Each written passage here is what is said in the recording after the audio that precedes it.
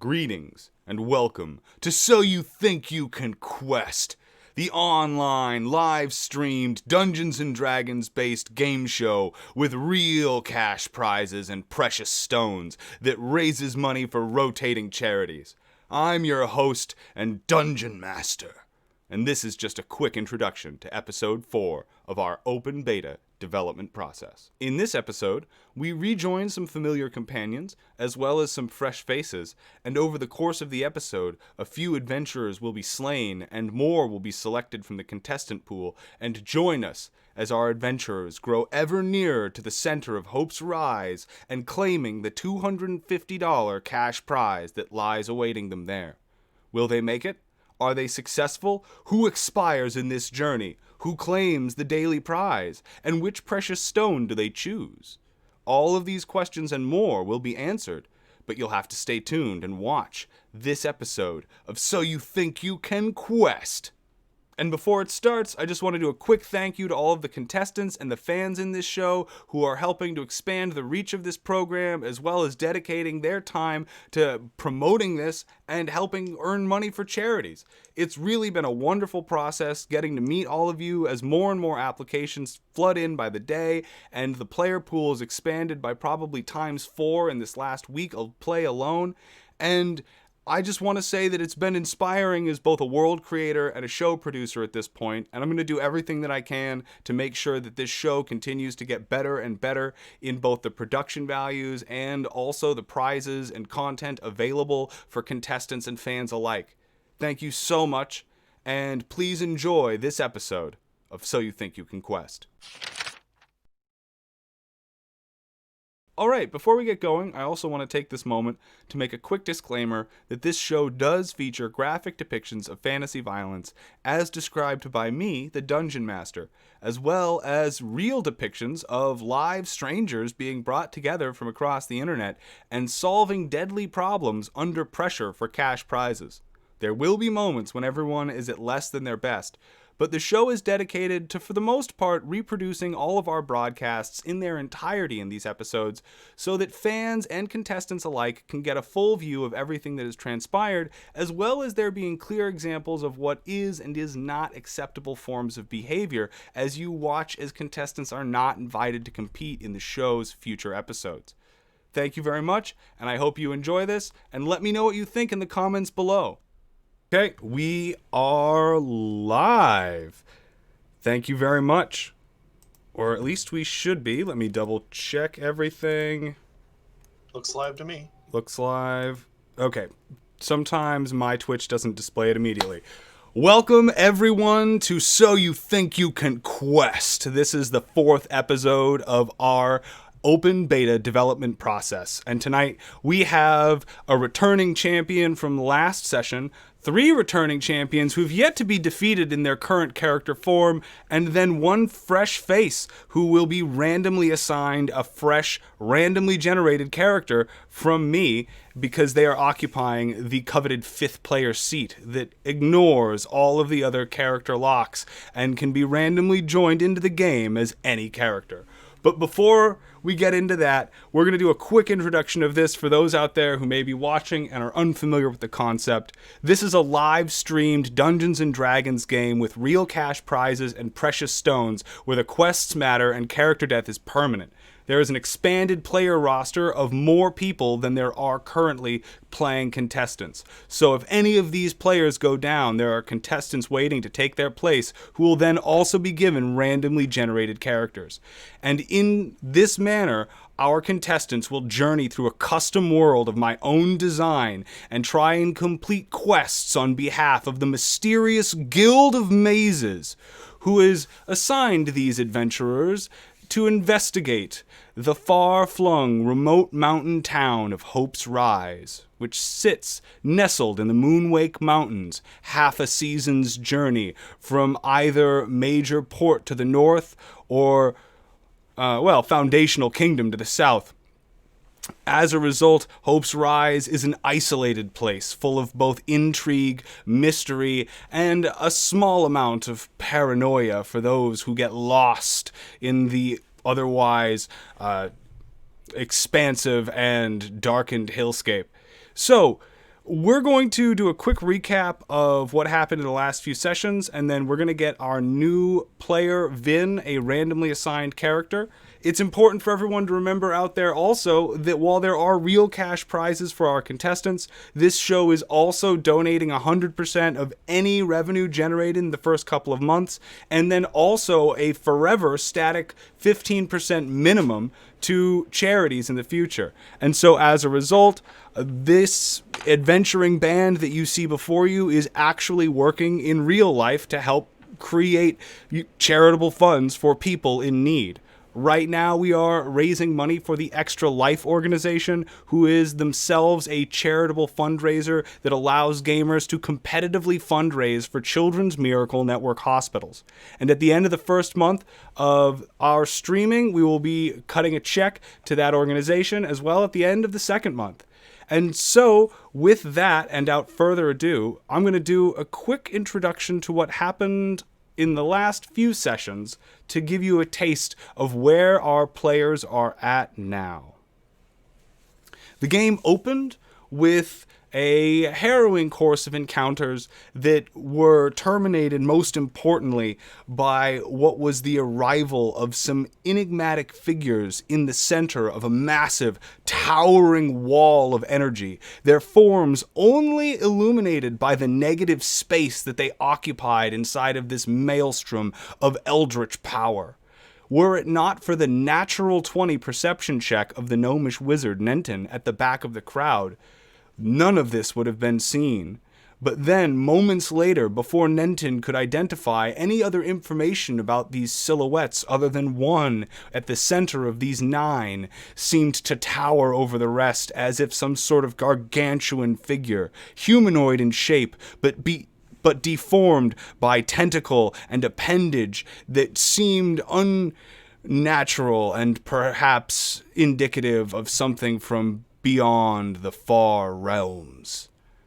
It was after this that the land bridge that these 9 were striding across collapsed into the valley below and were lost into the mists and forests hundreds of feet below the party. Thankfully, the land bridge on which they and the fort were standing held, and they were able to survive for another session, before being rather summarily murdered by a couple of undead and a necromancer with a nasty fireball that had, much to the player's complaint, been reskinned with necrotic damage and powered by tortured souls. Moving on to the second session, we then encountered a number of incidentals along the way. There was a mysterious kebab merchant seemingly capable of granting wishes for anyone capable of besting his contest, of which none have. There was a hoarding monster that seemed to be willing to barter for a diamond ring that it found, and in exchange, I believe our cleric Bach Crown Gilder has now acquired one of the first magic items discovered in this game to feature its unique Glyphs of Power system.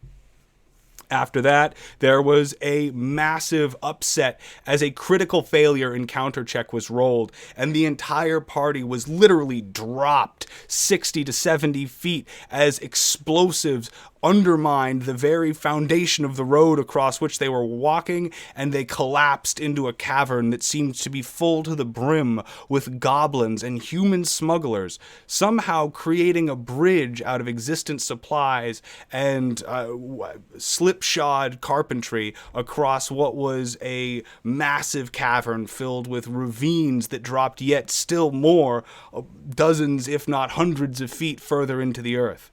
After a tense battle in a choke point in which they were able to finally repel the goblins and convince one of them under threat of death to help them get out of there, they were able to escape narrowly in time by rounds before a veritable horde of green, knife-wielding, crossbow-armed goblin warriors stormed the tunnels and likely killed them all but instantly. Fairly rough for the wear, they escaped and took a well-deserved short rest to regenerate some health, Afterwards, they proceeded on, and their luck seemed to have turned to the favorable as they discovered in a hillside some hundreds of feet from the road what had maybe been unearthed in the very explosion that had hours ago dropped them into that cavern was a pulsating shard of crystal, trapped within it some sort of energy that seemed to be barely contained, and also of a similar coloration and style as that which they had seen in the towering wall of energy some sessions before. On approach, the cleric, Bach, being unable to resist the allure of power and willing to test their formidable mind against this crystal's onslaught, grabbed a hold of it and was sent reeling through eras of history before finally arriving at a place that seemed out of place with time itself. And there, Bach saw in this primordial landscape not the town of Hope's Rise and the valley that currently exists, but a mountain that had been shaped into a vast and wondrous cathedral. And then he saw it destroyed by what seemed to be a crystalline growth emerging from the landscape and destroying the mountainside and the hills and creating great rifts in the land before it too also being buried. Finally, the last words that it seemed to say, calling out through dimensions, through time itself, to the very cleric that now clutched a shard of its former being. My name is Erisette. Will you accept my gift? Bach, of course, said yes, and the rest is history. Now, our players, if you want to join us on the map, I'm going to zoom the stream in to give you a better idea of what's going on here, are trying to, let me grab the pointer tool, our players are trying to reach this fountain right here in order to win and split a $250 bounty. Of course, they currently are where the You Are Here token, placed over here, is located. It will be approximately about 1, maybe 2 encounters before you reach the center of town. The only reason I say maybe is because, of course, encounters are based on time spent and distance traveled. So depending on how you choose to govern yourselves and your current economy, you may be forced to endure another one as you pass the long rest.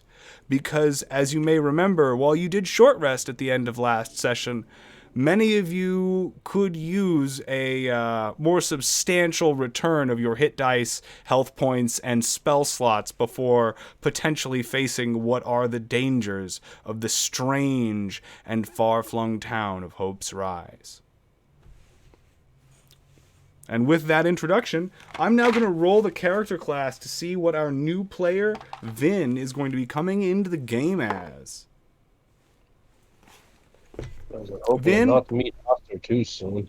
It looks like you will be joining our players as a warlock. Ooh, a blaster. I cast Eldritch Blast. Hey, note the line. Indeed. One moment, and I will make sure that that warlock is in your character journal in Roll20. Let me just... It's shatter, shatter, shatter. Now I cast Eldritch. Well, no, actually, you're not getting that many shatters. There we go. Actually, no, at this level it's only one shatter, I think. Yeah. I might see about playing the Noble Genie, if that's available. If that's available, of course. Sorry, what? I might consider playing the way the Noble Genie patron if that's available. The characters are basically randomly generated, so your patrons are selected at the time of that they're made. So this character, it looks like that I have... Well, actually, hold on. If you go ahead and roll, I've done this for everybody else, because I've got a couple warlocks prepared. All right. And we will see which one you end up with, and end up questing alongside our companions. Go ahead and roll a 1d10 into chat, if you please. 10. 10. Already starting good. Okay. So, unfortunately, it doesn't mean that you get closer to your preference. It's just on the list which one you get. And 1, 2, 3, 4. Okay, hold on. You should be seeing in your journal right now one Elusin Amarago. Negative. It's not that. Oh, there it is. There you go. And I will go ahead and get a relative frame put up over your webcam broadcast, and we will be ready to quest.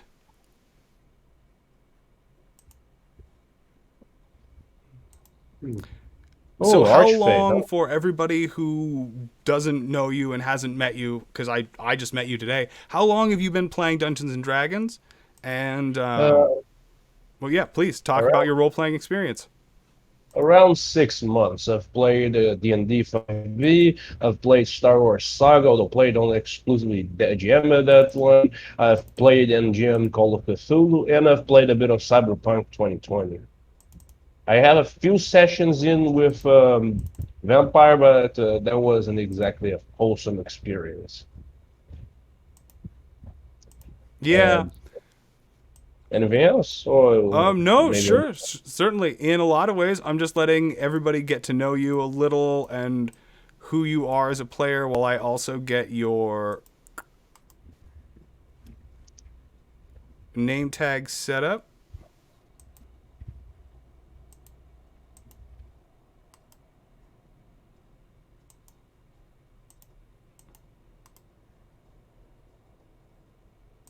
There we go.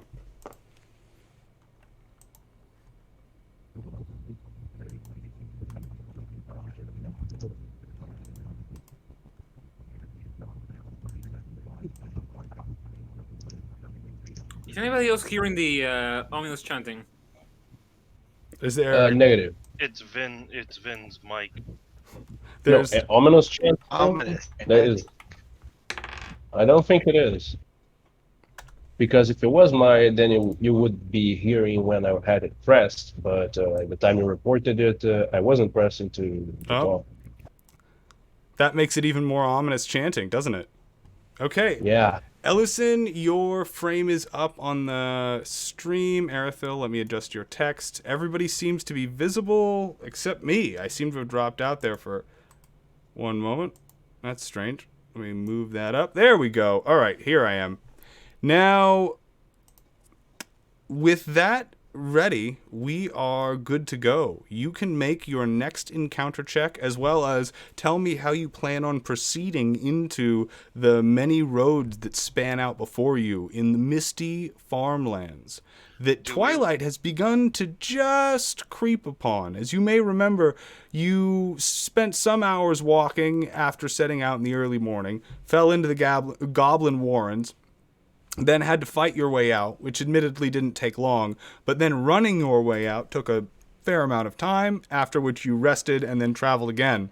So, you're slightly past midday. It's getting to be about 5 o'clock. Your stomach is beginning to growl for its evening meal, and your friend, Elusin, having been warped in by the Guild of Mages, I imagine, is going to be sick for about an hour from their rather rickety teleportation system. So allowing them to recover so they're there at full efficacy means that you will not be moving or traveling really till functionally about 6-7 p.m. maybe.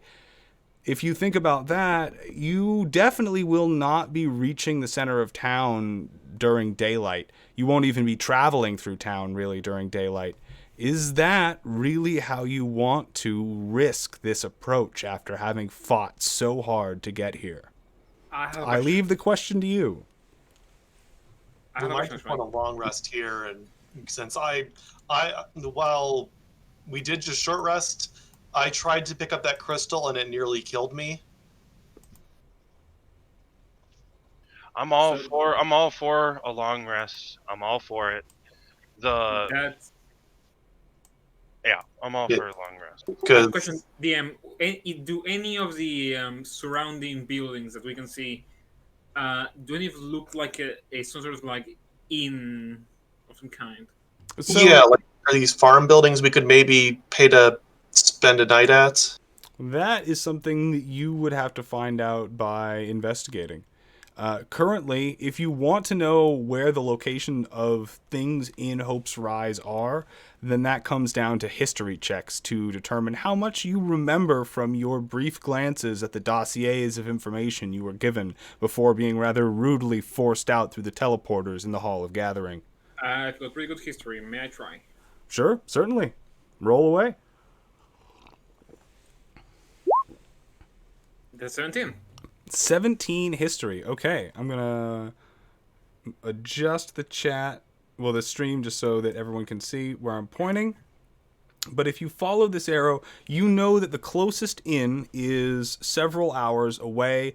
Well, actually, just over two, to about here, which is known as the Mumbling Mage. This inn is reported to be one of the larger and more frequented of all of the inns in the Rise, and it's well known amongst the adventuring community because if you approach Hope's Rise from the south and end up coming in through the path that then winds into the western approach like you have, the Mumbling Mage, is the first inn and real bastion of civilization at which you can lay your weary head upon a clean bed and stable your animal with good faith in the fact that they will be well cared for. The Mumbling Mage is also, because of this, however, well frequented by all number of individual, and not necessarily the tamest environment if you are seeking to avoid trouble or otherwise travel incognito. Well, I think it's a good place for us to start. We'll definitely just try to lay low. Sorry for the inconvenience. No, don't worry. It's around 2 hours, so I believe it's our best bet. I don't necessarily want to risk running into particularly revenge-hungry goblins on the open. True. They're not likely this far out, but if we can get to the inn, we'll have safety. As I imagine, as long as we just stick to our rooms, we don't have to worry about roughhousing drunks. And this. Either way, we're gonna have to fight something before we rest. It's just whether it's gonna be while we're making camp or it's gonna be along the road. Well, I mean, we don't necessarily have to fight something, but we have a chance of fighting something. It's just whether that rest is going to be someplace secure or out here in the open. So if we go there now, has our new adventurer joined us already? Oh yeah. And okay, so They're with you. suffering Their from summoning sickness. sickness has expired, and everyone, they are at full health, full caster slots, and I mean basically as powerful as they're going to get at the moment. Yeah, we might as well try to push it. I'll burn my second wind now because I might as well. Hope that I roll good. I rolled pretty good. Nice. I would heal you, but I don't have any slots. It's fine. Oh, Okay. oh, misclick. Sorry, misclick. No worries. So the plan seems to be that after restoring some health to yourself and trying to shake off the otherwise startling jolt that was given to you by this shard, you're going to try and make your way to the Mumbling Mage and then rest before attempting to make it to the middle of town the following day. Because of where we left off, you will need to make an encounter roll going to the mage, but as these things play out, it might not even take effect until the next day. Might take effect immediately. Who knows? Or it could be benign, like a kid with personal blindness glasses. Yeah. Fair enough. For the record, the new player has to roll first. Yeah, at this point, that's what I was gonna everybody else has that. We haven't really gotten into the other players at this point because of the last two encounter rolls from the previous sessions. So, Elucin, please roll a D100 and I will roll mine, and we will determine exactly what it is that befalls our adventuring band as they try to set off to the center of Hope's Rise. I have a bad feeling about this. That's what everybody says. Okay, Obi-Wan. I entered the server with an Obi-Wan reference. I'll say this: the bar's pretty low. Yeah, the bar is low. I mean, you cannot roll worse than All you right. change the landscape forever. Vin, you want to roll a D100 for me into chat? Oh, it's me. Yeah. Yeah. You're the new guy. Yeah, you're Oh, actually, Lucid. oh yeah, no, not a problem. Actually, my D20s and my D100s tend to be nice, unless high numbers is not. That actually 50 is the safest number you can roll Yeah. in the way that this system Oh, goes. oh yeah, I trust my D100s way more than I trust my D20s. Okay. I know that feeling, brother. Oh yeah, Call of Cthulhu. This D100 has been with me to save my ass a few times. Well, I'm trying to think. I think the only class that uses D100s is the Wild Magic Sorcerer. Yes, And the cleric, infamous. eventually. Soon to be Oh, Infamous and Wild your cleric. Magic high level Barbarian. clerics. Oh yeah, I was very lucky one day where a cleric rolled divine intervention and nailed it on the first time both turns. Nice. Yeah, sounds like you do have good luck with D100s. Yeah, D100 is way better than D20s. Okay. Oh. As you begin to approach the mumbling mage, you find that the weather starts to turn. The storm that you were unaware was on the rise has begun to rain and thunder and lightning in full effect after just a couple hours pass. And soon you find that what was a twilight that you could see and navigate by has otherwise been obscured by thundercloud. And without moons or stars to go by, the most illumination beyond your torchlight is that of the lightning that is rippling across the night sky in the distance. The thunder cracks are both close and far off, and close together enough that at times you have trouble even hearing each other from next to each other on the road.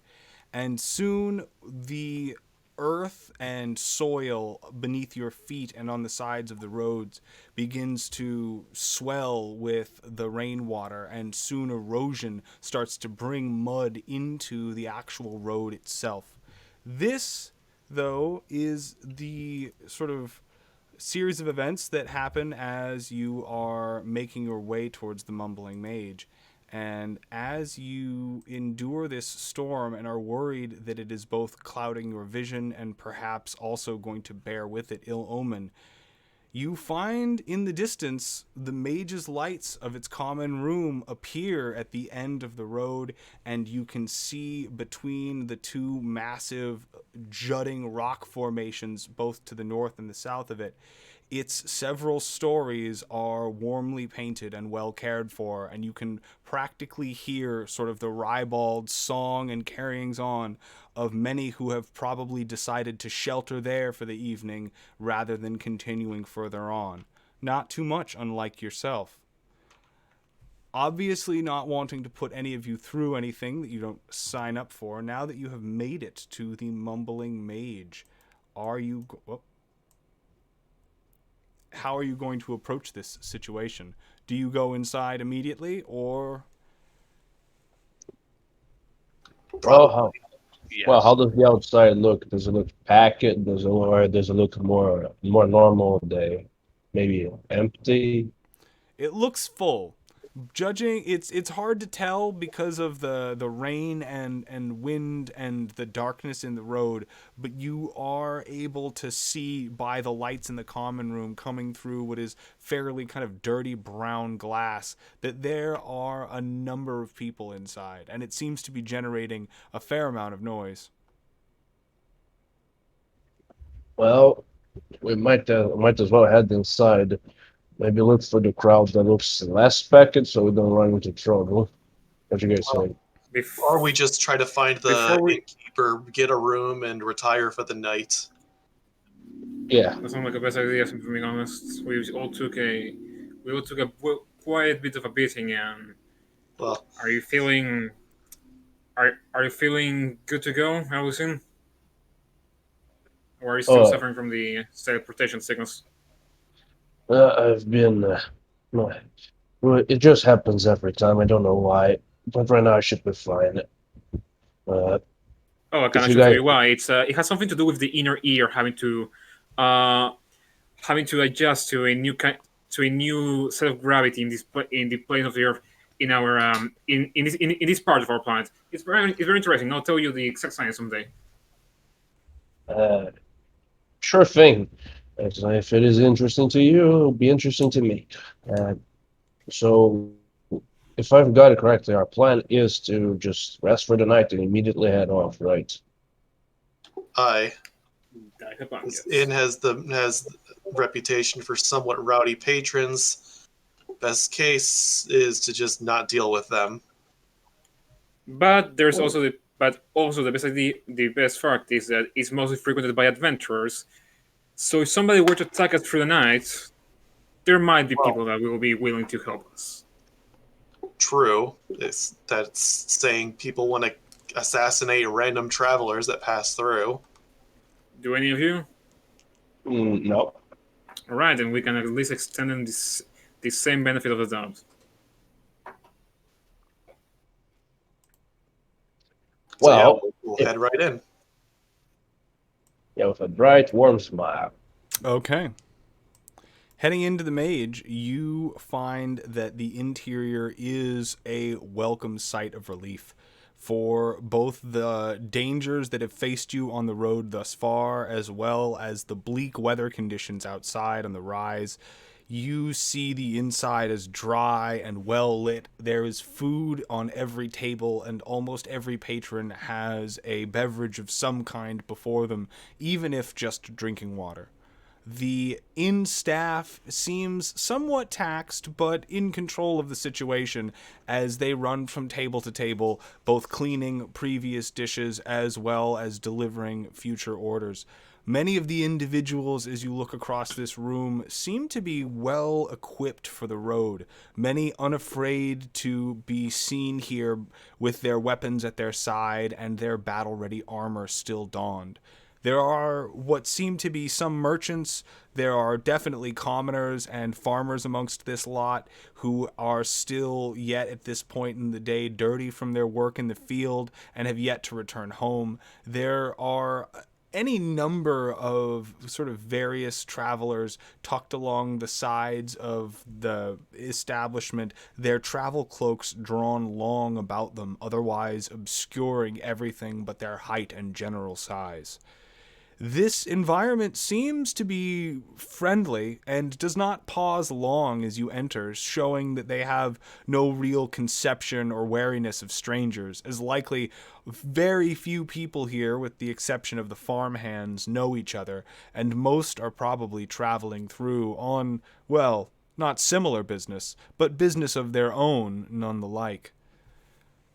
It takes but a moment before you are finally addressed by what appears to be a human male, and he gestures towards you as he counts your number, and he says, "Exactly how many of it will be you this evening?"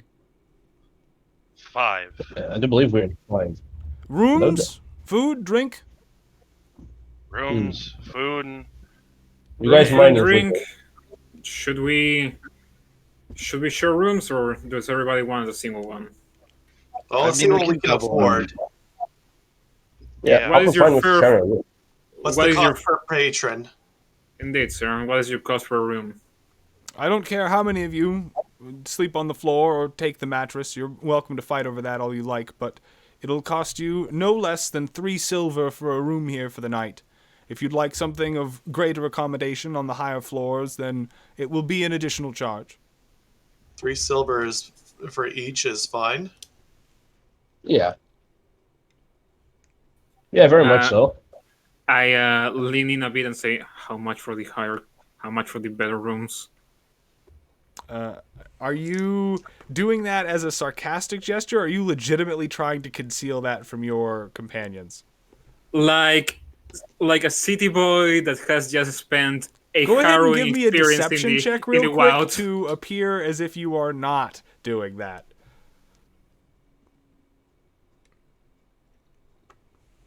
Oh, In the meantime, He's very Ooh. Oh, Information is clear on my face. this is actually one of our first critical failures of the skill variety. So rolling for variance, it looks like you have the unfortunate happenstance of leaning in to whisper this just as the roar of thunder overrides your voice, and you try to do it again and then again, and each time, even though you get louder, you get drowned out by both either the cheering and kind of just general crowd around you or the very night sky, until finally you end up cracking and screaming, "How much for the finer room?" And it seems that almost everyone in the bar is able to hear you. Ah, fuck! I am this. I am. If I take a final room, I'm going to get absolutely. I'm going to get absolutely shanked in the night.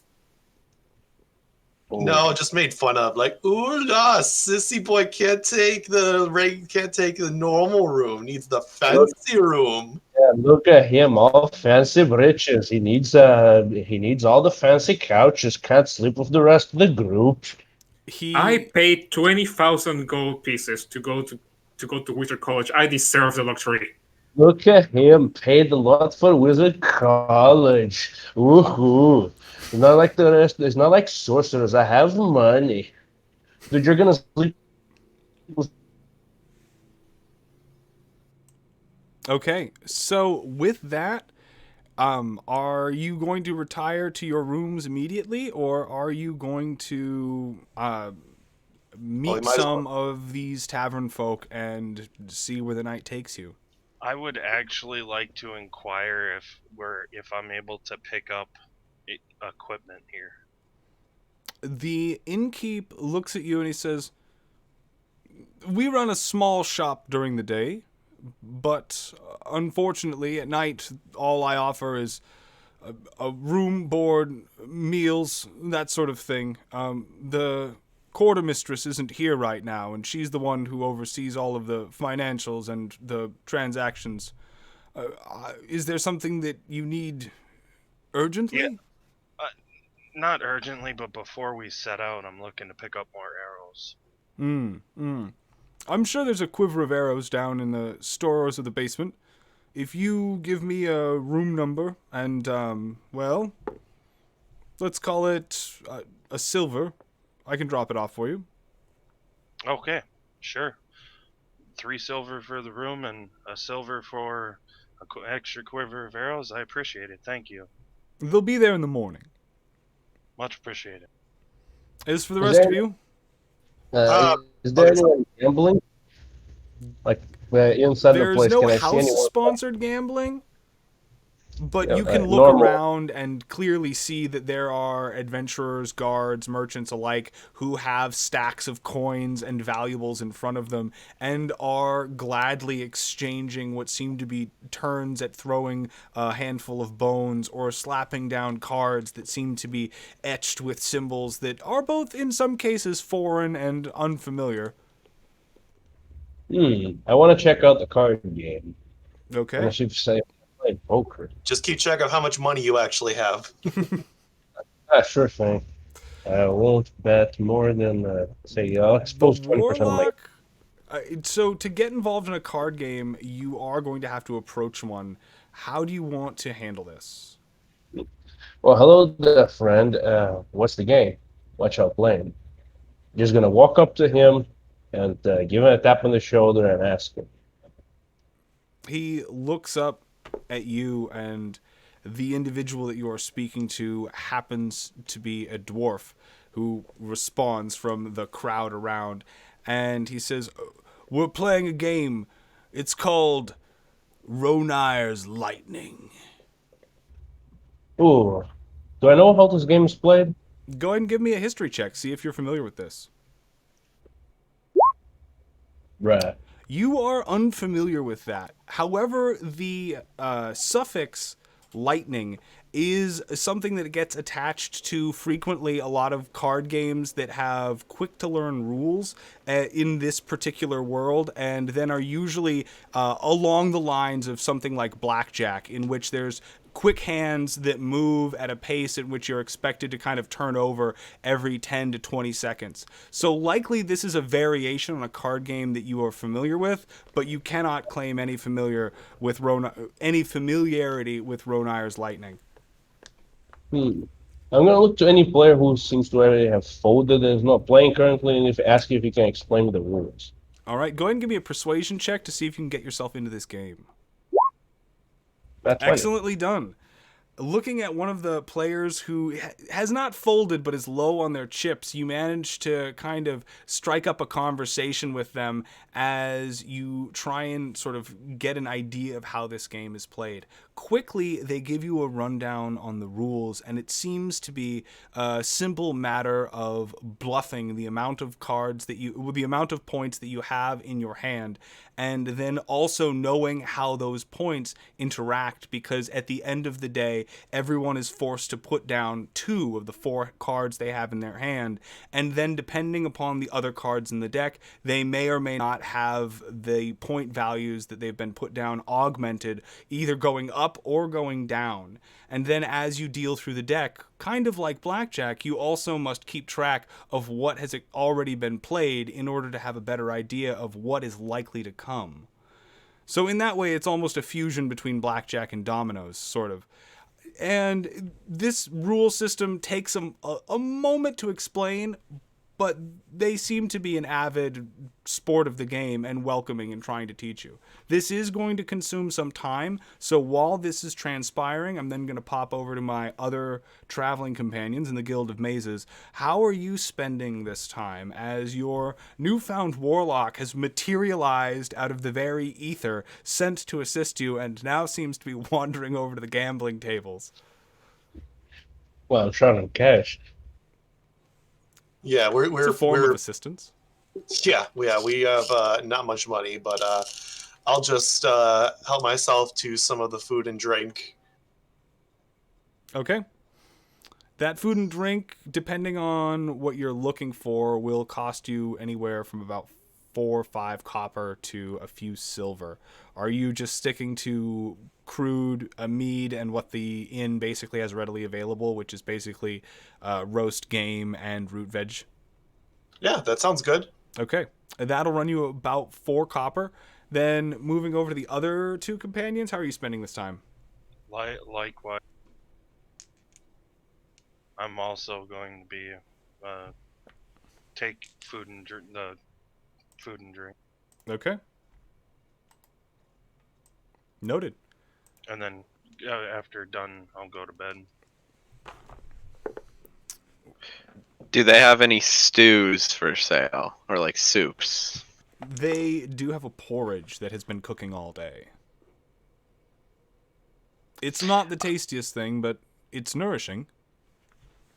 I've been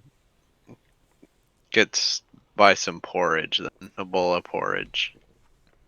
All right. That porridge costs you only a copper for a tremendous wooden bowl of it that you can hardly finish. And sure enough, it tastes rather murky, but it's well seasoned, and you find that against the sort of soaking that you received here in the night's frigid rainwater, and also the battle and long, hard day that you've faced, it's almost exactly what you would prefer.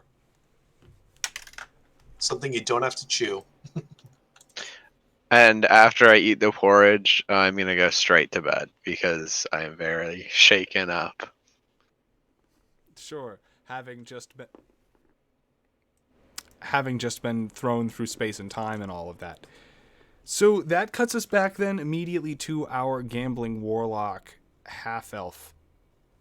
What are you going to do now that you have possession of the rule set that everybody is playing by? Well, I want to know what's the minimum bid to enter. Minimum bet seems to be a silver piece. Yeah, not bad. Let's start with a silver piece just to get familiar with how things go. Okay, go ahead. At that point, you can make me, this is just going to be a straight intelligence check to see how well you perform in your gambling, keeping track of the odds as well as everybody else. That 13. 13. I'm now going to roll for some of your opponents to see how sharply they are performing at this gambling table this evening. And beginner's luck, it seems that by putting down 1 silver and then sorting through a couple of cards that you kind of honestly don't even remember what they do and getting them ready, you are able to sweep the table in the first round and you come away with an entire gold piece. Wow. I'm gonna Times 10. What would you like to do now? I'm gonna increase my bet to 2 silver. 2 silver, okay? A fewer people come into the table on this bet because they're obviously their pockets aren't as deep. Go ahead and give me another intelligence check as you attempt. Oh, yeah, Excellently done. I'm going to roll for your opponents. And it seems like now that a little bit more money is coming out, we're starting to separate into some more clever companions. You have still the advantage over a few, and you come away from this only slightly more than you went in at. You wager 2 silver, you come away with 3. And it seems that there are 3 other players that are now watching you carefully. He's gonna give them an awkward smile and a wave, like, good to be playing with you, folks. Fun game. One of the companions at this table is a dragonborn who seems to sort of just tower over the rest of them and is awkwardly placed into a very small chair that was built for humans and not particularly large ones at that. And you can see that his eyes are getting narrower and less enthused as this goes on. But would you like to play again? As the rest of them continue to pull the cards up from the table, shuffle them into the expired, and then deal from themselves from the new hand. Does it look like he's getting a bit more pissed because of my attitude or because his pocket is getting hurt? Go ahead and give me an insight. 14. Wow, killing it, man. You're gonna regret those rolls later. Why? When you need them. So Yeah, that looks like your read of the situation, looking at both the Dragonborn and a few of their companions. Looks like the Dragonborn has had a few and is also kind of starting to lose more than they're winning, and then on top of that, there being a joiner to the table that seems to be playing this like, oh, what's going on, guys? I've never played this game before. How does it work? Wow, winning's fun, huh? Like, now that that's going on, it's rubbing some salt and wounds here. So how do you want to proceed? I want to buy. I want to. He's gonna raise his hand to a wench and ask for a drink, and once she comes back with it, he's gonna hand it over to him. All right, that drink is going to cost you a silver piece. Done. And in doing so, seems to buy some amount of favor with the Dragonborn, but they're still eyeing you carefully. Do you want to continue to gamble? Oh yeah, he's gonna bet 1 more silver piece. 1 more silver piece. Go ahead and give me, this time, not an intelligence check, but an insight roll, as you learn that you are probably going to have to start playing the players in order to win. Ooh, 4. You lose that silver piece, my friend. Yeah, goodbye to that silver piece. But hey, we have to. We're still playing with the other people's capital, so let's go with 1 more. Okay, 1 more. Roll. Yeah. And then we'll see what happens here. Yeah. You are also going to lose that silver piece. If you'd like to continue gambling, what we'll do is we'll make 1 more check, and that will represent several hours of play. And you just tell me what your maximum that you're willing to spend is. All right, the maximum that I'm willing to spend, I'm gonna have my stop at 5, and my stop gain maybe at 2, so at 2 gold if I can get all that way. Okay, go ahead, and we'll do 1 last insight check to govern your gambling, and then we will get to... Oh, yeah! Oh, man, the players have been lucky in this game so far. I am not catching any breaks. As you begin to gamble, not only do you break your 2 gold gain that you were willing to walk away from the table from, you end up with 5 gold pieces to walk away from that table with.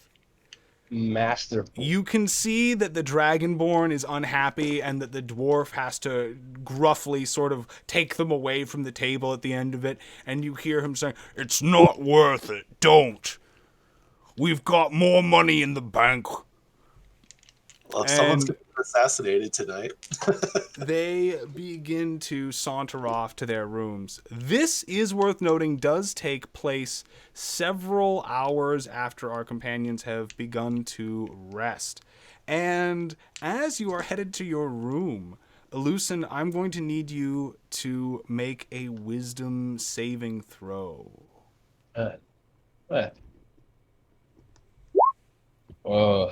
This does not look too shabby.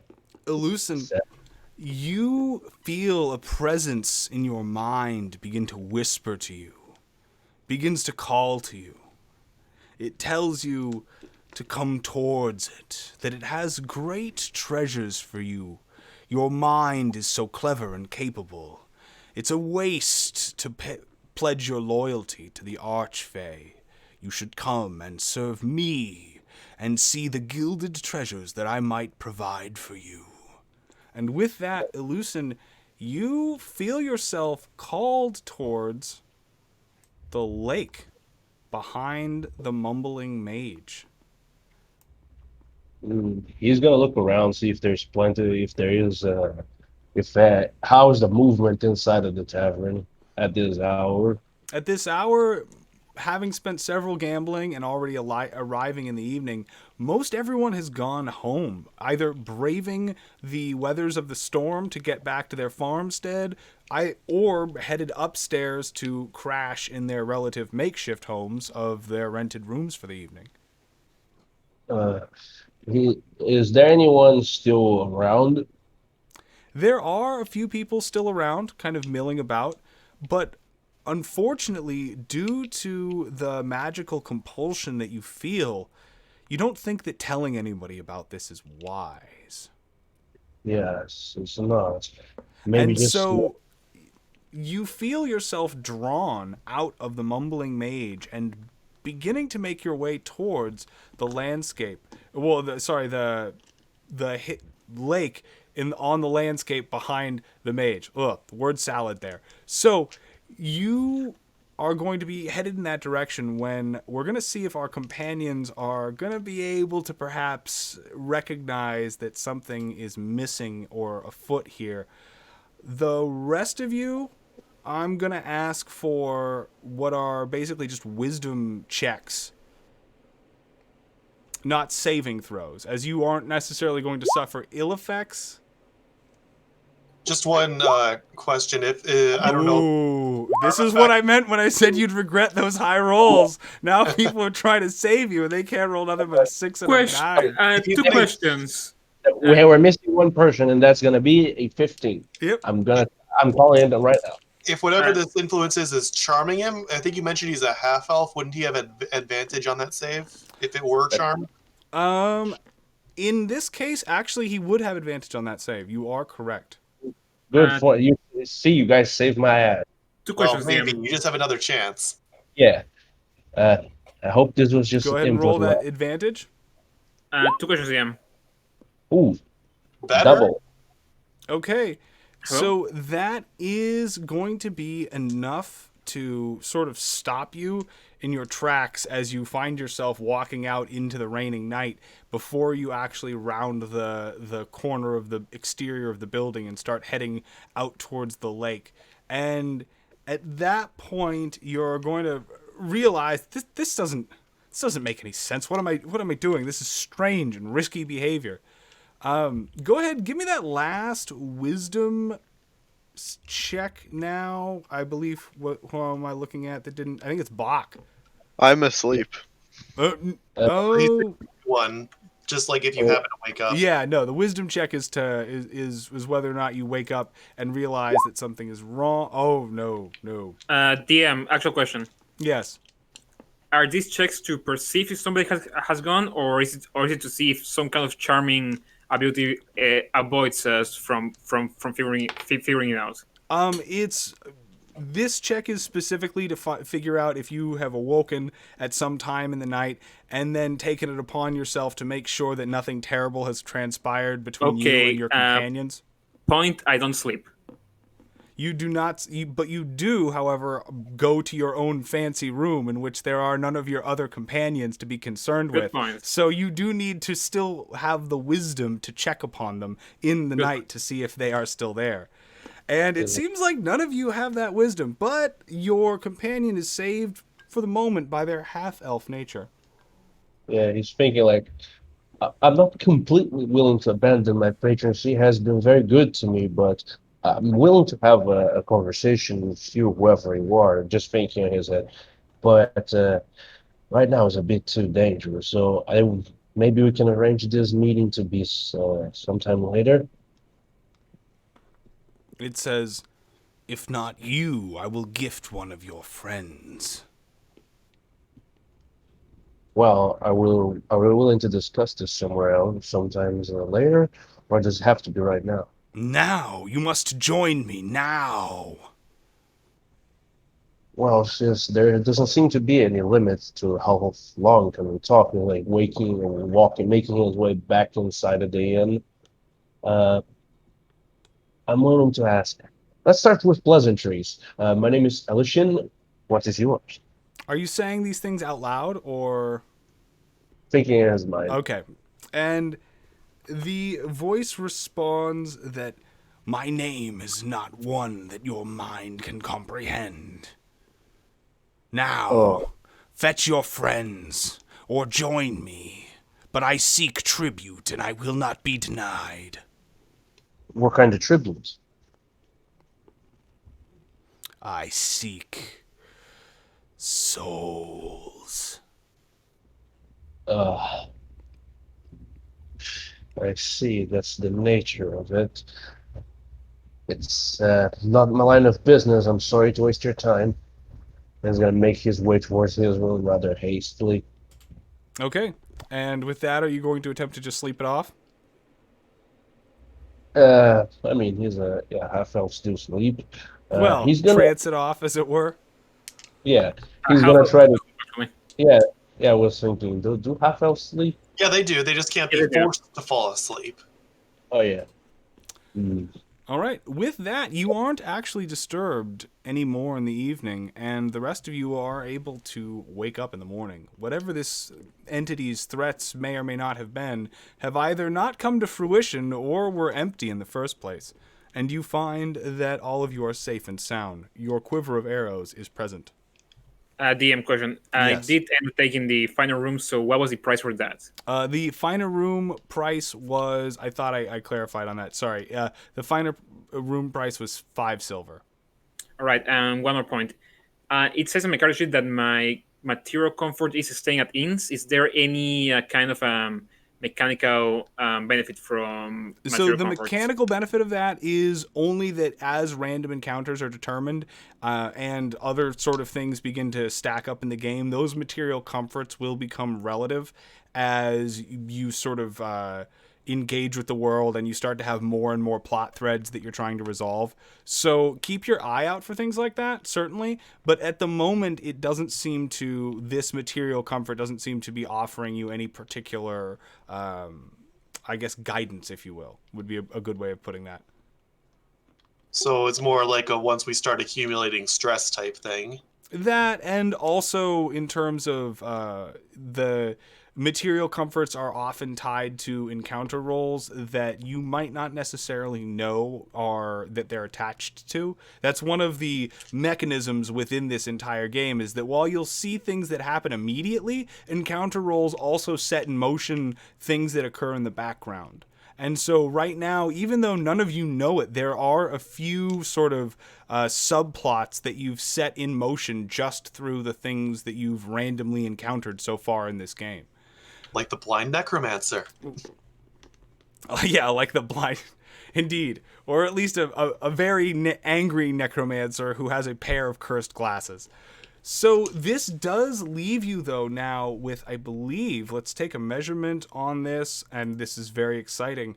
Everyone might be, ooh, you are very close to the center of town, but unfortunately, having chosen to bed down at the Mumbling Mage, that does put you into the 2 encounter territory, rather than necessarily you could have pushed through the a further distance with that last encounter check and bedded down, say, you know, further into town around like here or so, and then you would only be 1 encounter check away. But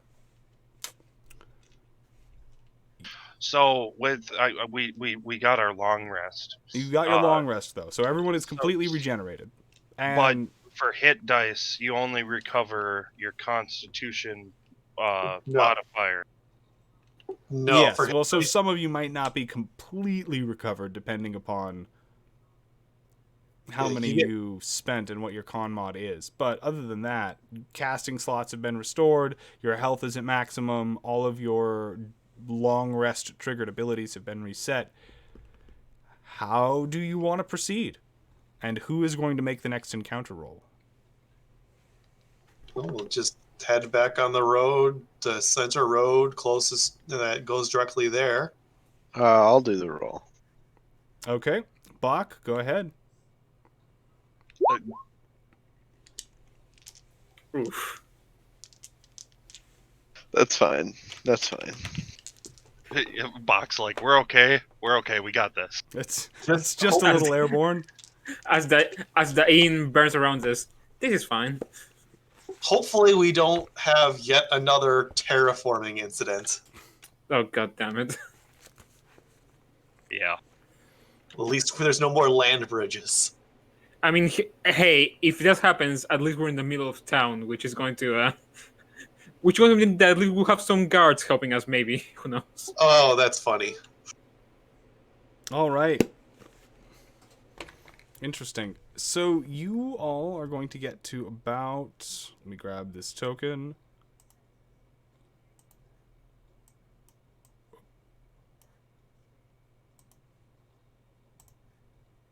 Here. When this encounter triggers.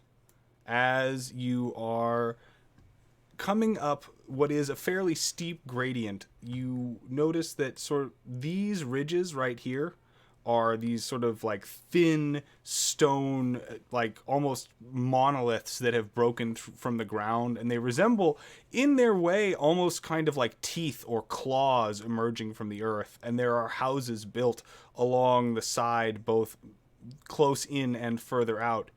And this crossroad, one of the more sort of heavily populated one in Hope's Rise, is sort of surrounded by a number of stone steps that lead upwards into this area here, which is about 100, maybe 200 feet generally taller than everything out here that you've been walking through. And so this section of the town features a number of staircases. As you are beginning to get going in the morning, you find that as you look to the side, one of the stone walls that would otherwise be completely unremarkable on the side of these staircases that you are ascending begins to rumble and shift and slide. It is still early in the morning, and the suns have not quite risen, and the moons at this point are still mostly obscured by the mists, and so there is dark and long shadow hanging from a lot of the otherwise kind of taller, more like towering houses that are up on the rise ahead of you. And at first you think it might be your senses just kind of playing tricks on you, but definitely those stones are beginning to shift and move. What do you and your companions do? We should run. Yeah. I want to fucking book it. Yeah. Bolt for the center, the bolt for where we know we need to go. Yeah. No Yeah, I more agree. dealing with shifting stone. It always ends badly. Yes. We have very bad luck with moving Earth. All right, so All right. not wanting to risk what could possibly be happening, everyone's going to start sprinting in the opposite direction. Go ahead and give me athletics checks just to make sure that you manage to clear the area before whatever it is that's happening finishes happening. Oh, you poor sods. Oh. Well, me and Kaplan are gonna be safely disputing last place. Sure. The two casters, of course, are perhaps over curious as to what's happening, maybe trying to figure out if what's going on is the work of some spell for just crucial moments too long, as the stones begin to pull backwards into themselves and reveal what are thin, red, scaled hands working in unison, many of them, to sort of chisel these stones out. And you see what is now a tunnel behind what you thought to be a solid stone rise, and you are staring down what looks to be easily 8-10 faces, as there are beady eyes glowing in the dark peering out from you, and you can hear them chittering and whispering to each other as they work with tools and weapons rapidly to try and both arm themselves as well as push the stone in front of them out of their way. Fortunately, with that 4 athletics check, you do manage to get about 35 feet away from this as it's happening, but soon kobolds dressed all in black with studded leather and what seem to be rather finely crafted short swords begin to pile out of this tunnel, all of them with slippers that seem to be insulating them from making any noise upon the stone, and as if a well-coordinated team, they begin to start immediately clearing way for more of their friends to start making their way out of this hole. And soon, you're not sure exactly how many kobolds there's going to be before this stops. And at this point, I'm going to make a quick couple of perception checks on behalf of these kobolds. They don't have their sunlight sensitivity yet, do they?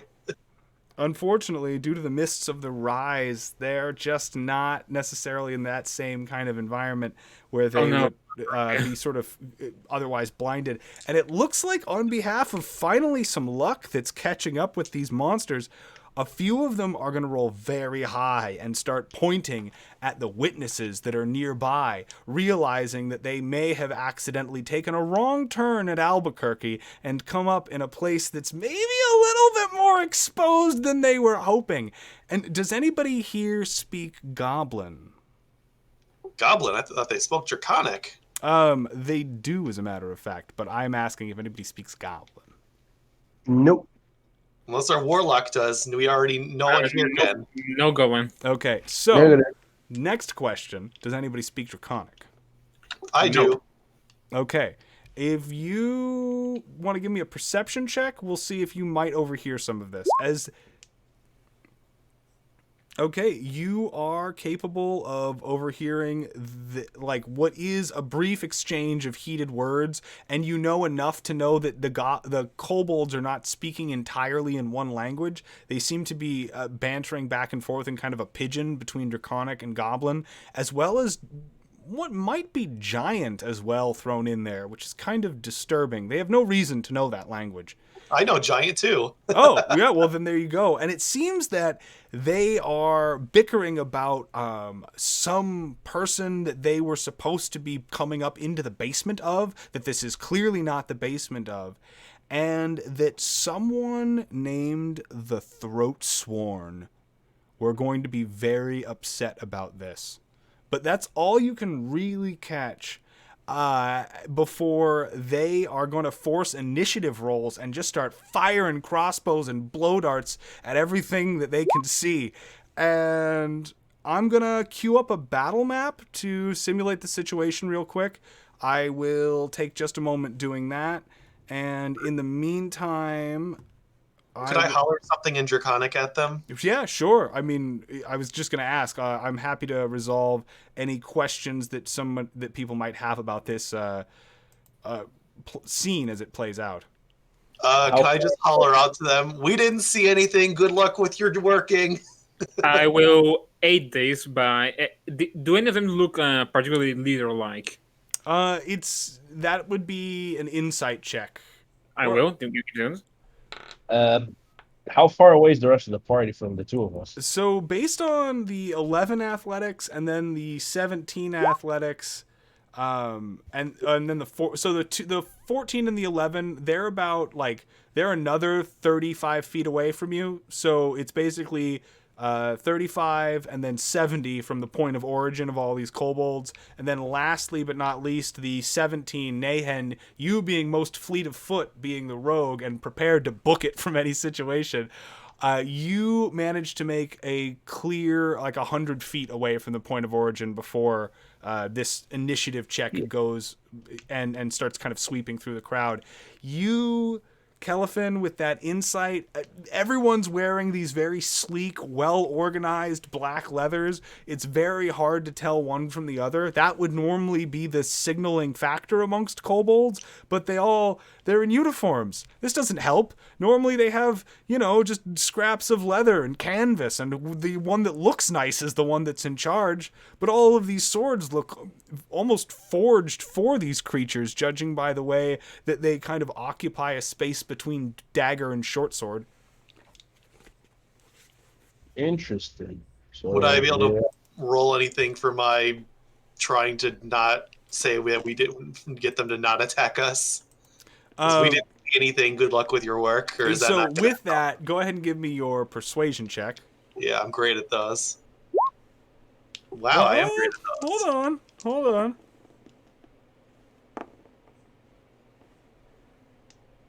Are you calling that back? In Draconic. In Draconic. Okay. You are going to garner some curious looks. And give me a perception check as the kobolds begin to bicker in their sort of 3-4 language mix. All right, rolling good. All right, with that 16 perception, these kobolds begin to sort of almost have a momentary kind of realization that you might be someone that maybe that they're not supposed to be killing, or that they should be very aware of. And one of them is going to look at you as the rest of them are, basically unslinging their crossbows and getting ready to just immediately start gouging out eyes and shooting at people. And says,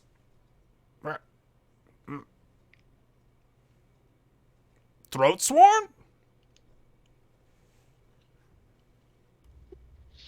I say yes. Whichever one asked, I'm going to cast Charm Person on.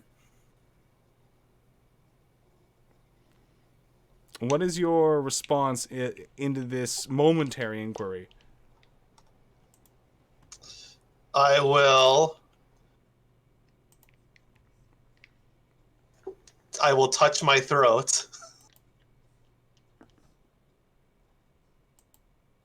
Okay, give me a deception check is really what it comes down to. Yeah, of course.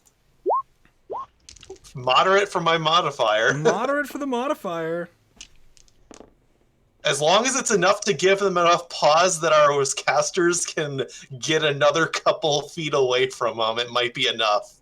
So, what it looks like is going to happen here is that you're going to basically start causing some confusion and dissent amongst the kobold ranks, as these sort of assassins / kind of it looks like maybe miners, masons, whatever it is that they are, now are beginning to maybe doubt exactly what it is that they were supposed to do when they got here, or who it was that they were supposed to talk to.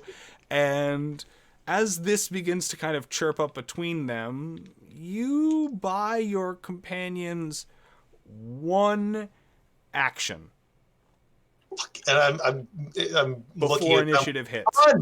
Run! Everybody, the the one that rest of you, asked- how would you like to spend your one each? Kelefin, it sounds like you're up first. What would you like to do? The one that asked if we were throat sworn, I'm going to cast Charm Person on. Okay. Your DC is 14 or 13? 13. 13. Rolls a That's a- 16 on the die, turning out to be a particularly dedicated little kobold. And you peer into its mind and try and seize a hold of it, sort of getting it to align with your current, thought patterns and project your personality on top of its own. But it seems that it is a quick and sort of vicious little creature, even psychically, and is able to shirk you off.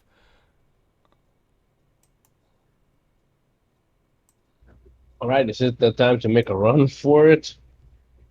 Since the rest of the party seems to have found its way into the center of the town.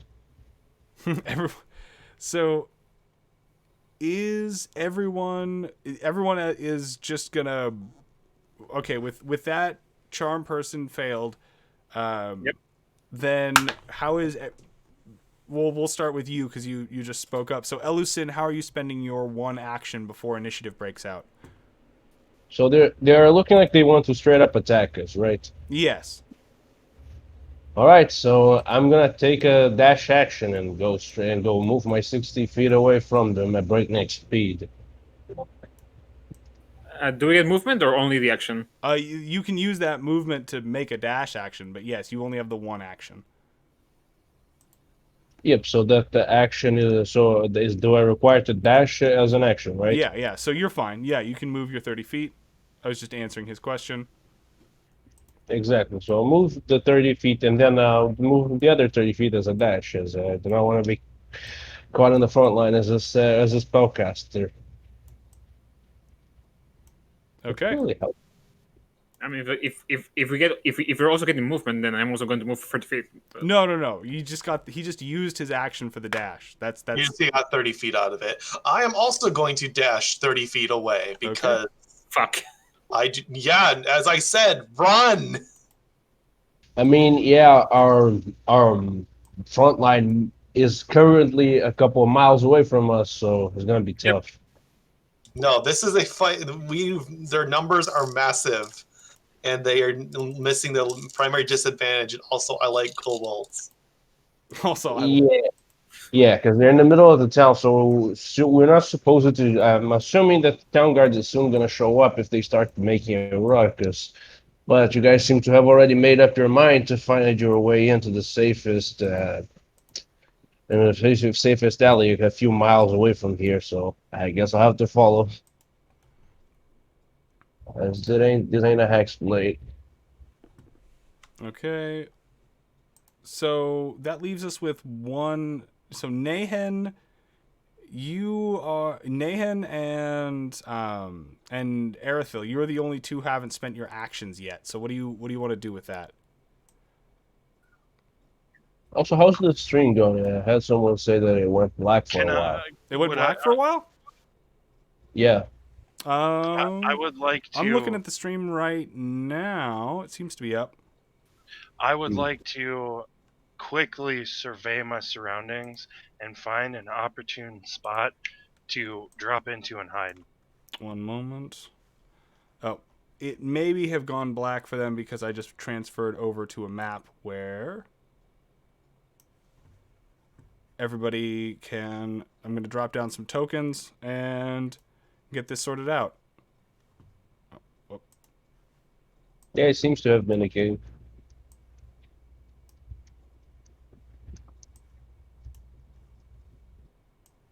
All right, I'm going to assign ownership over these tokens, make sure everybody's good to go. But man, these are massive houses.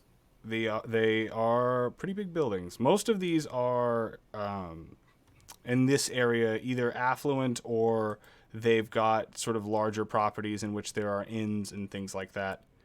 Now, zooming in real quick.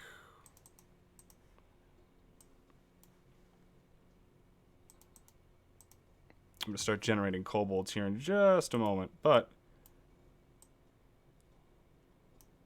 This might be a clue, guys. Yeah, go ahead and put us wherever we would be. yeah, I'm going to start sorting that out here in just a second. That's Nahan.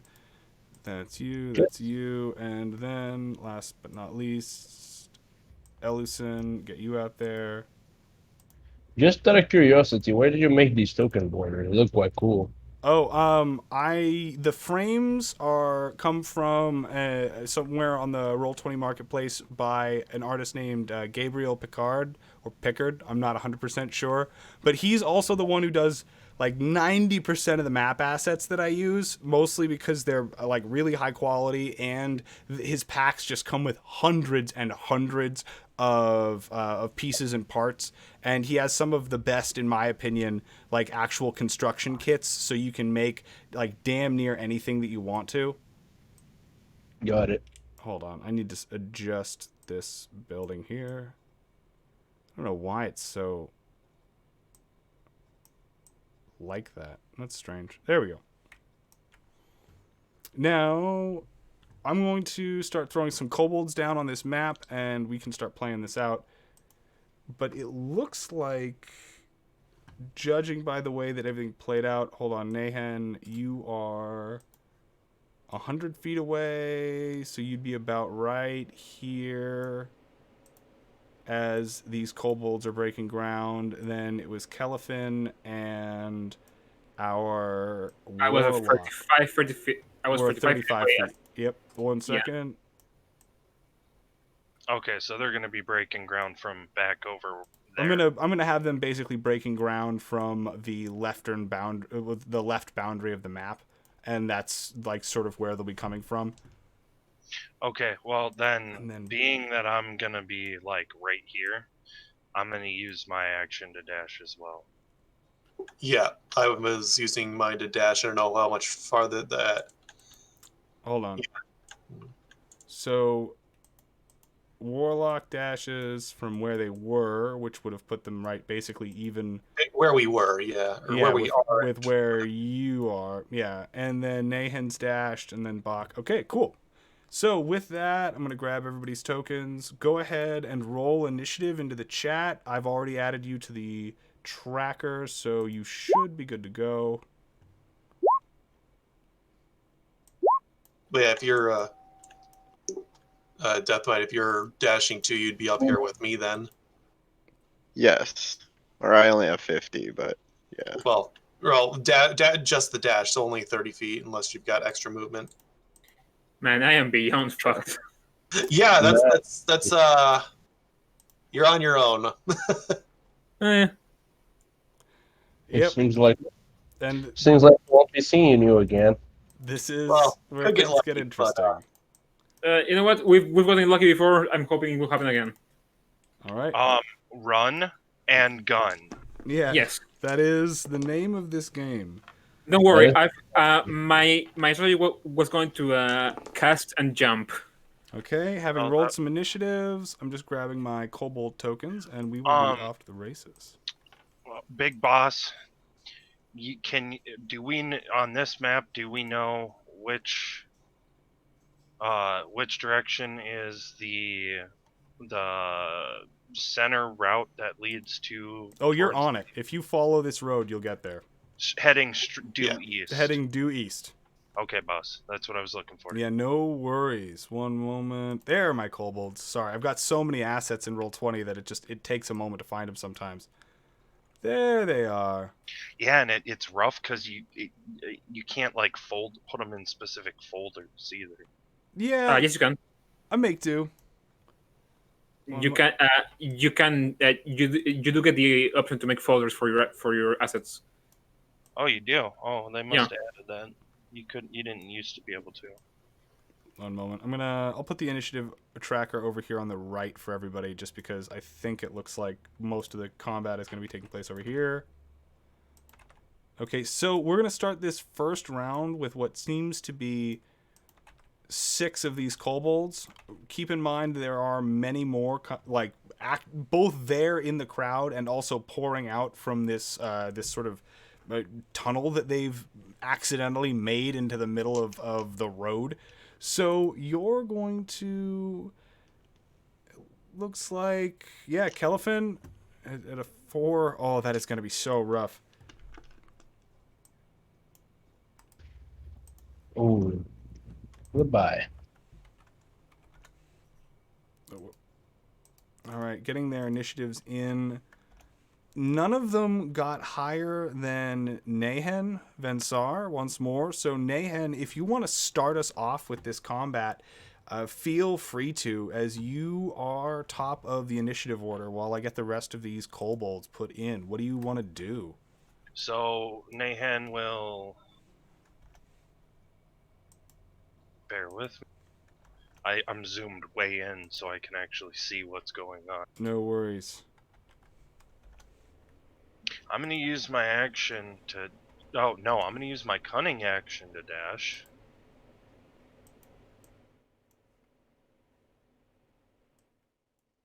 I'm going to cut around the corner of this building here and shout back to the party, kind of waving my hand as I'm running to keep up.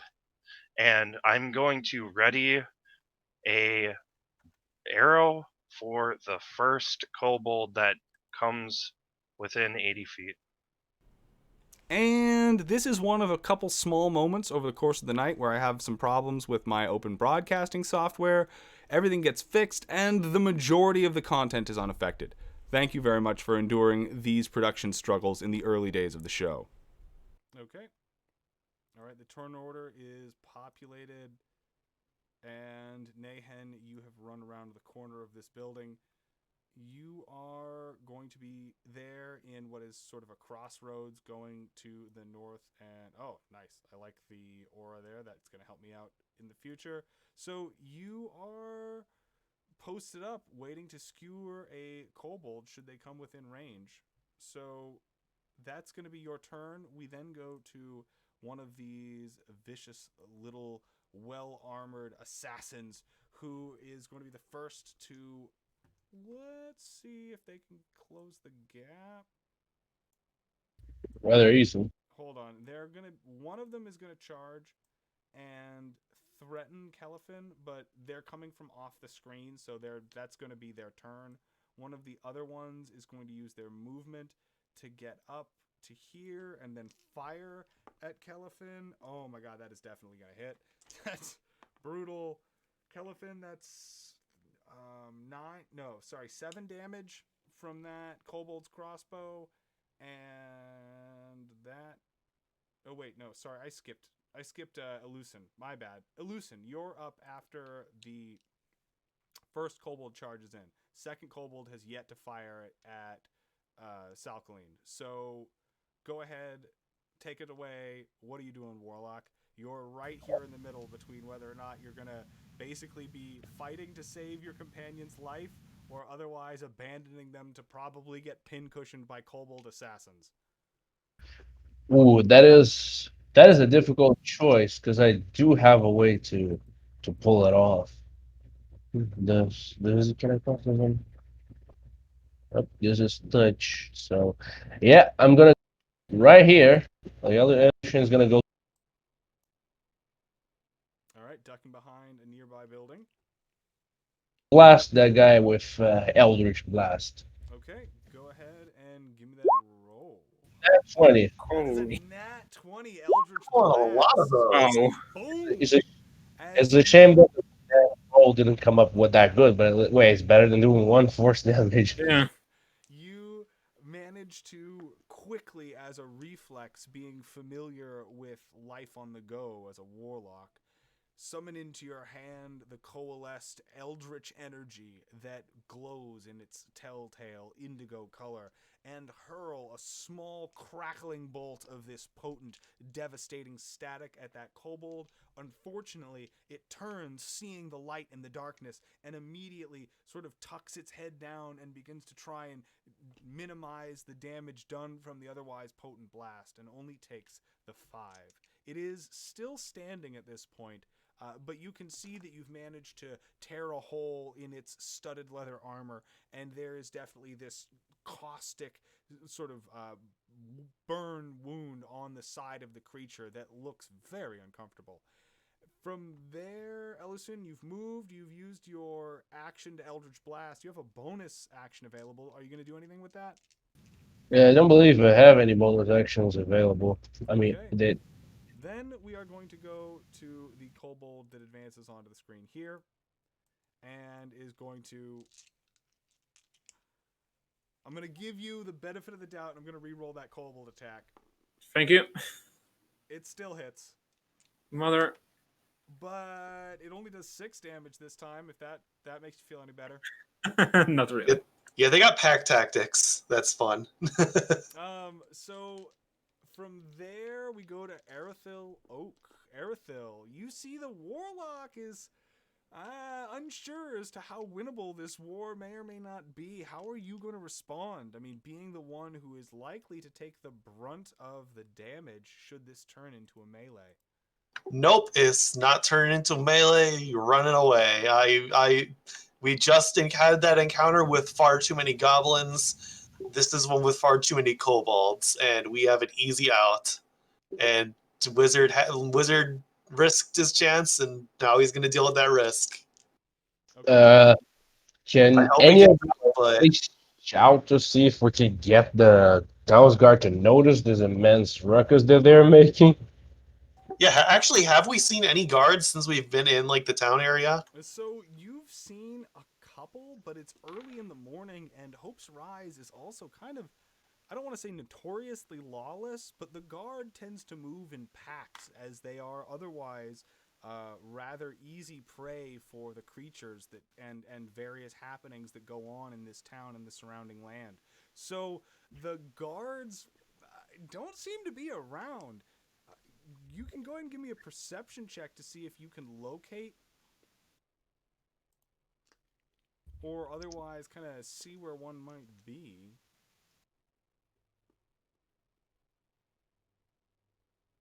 But that's about it. Erithil, are you doing that, or are you just you're running?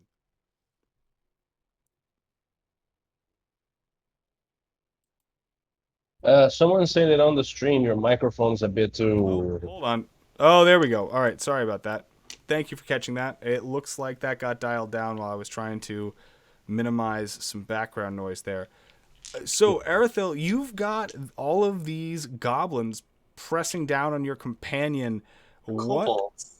Sorry, kobolds pressing down upon your companion. You've used your movement. Are you using your action for anything? Oh no, I used my action to dash. Oh, you I'm sorry. I didn't realize. I didn't hear that part. I just heard the movement. Nope. That was the background noise that I was trying to minimize. I must not have caught that. Didn't you heard that Farguri just realized that now that he left his grandmother's jewelry at the end of the road and is running a breakneck speed to catch it bravely All right. while... Erithil, from you then we go on to what is now going to be 4 kobolds and likely going to seal the fate of our contestant. If... Oh, no. That is 1 hit and 1 critical. That looks like 4, 8... Then that's going to be 9 plus the additional. So you are going to take a total of 13 damage. Oh, I hope you have that now. 13. That is. I am automatically dead. Are you what? That's beyond that. That takes me beyond my total health in negative, so I am automatically dead. Instant dead. Wow. So I don't use massive damage rules in this because of the fact that the game world is so deadly. It would be otherwise kind of unfair of me. So you are down. So I need a death saving throw from you. And then at that point, I'll need 2 because it then goes immediately to your turn.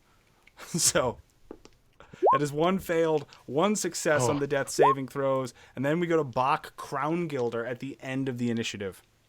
All right, no pushing out, guys. We have to get his ass out of there. All right. He's already dead. No, I'm not dead yet. As good as dead. Wow. I'm sorry, but I'm cutting and running. Bach, what are you doing? Sure. This is really hard.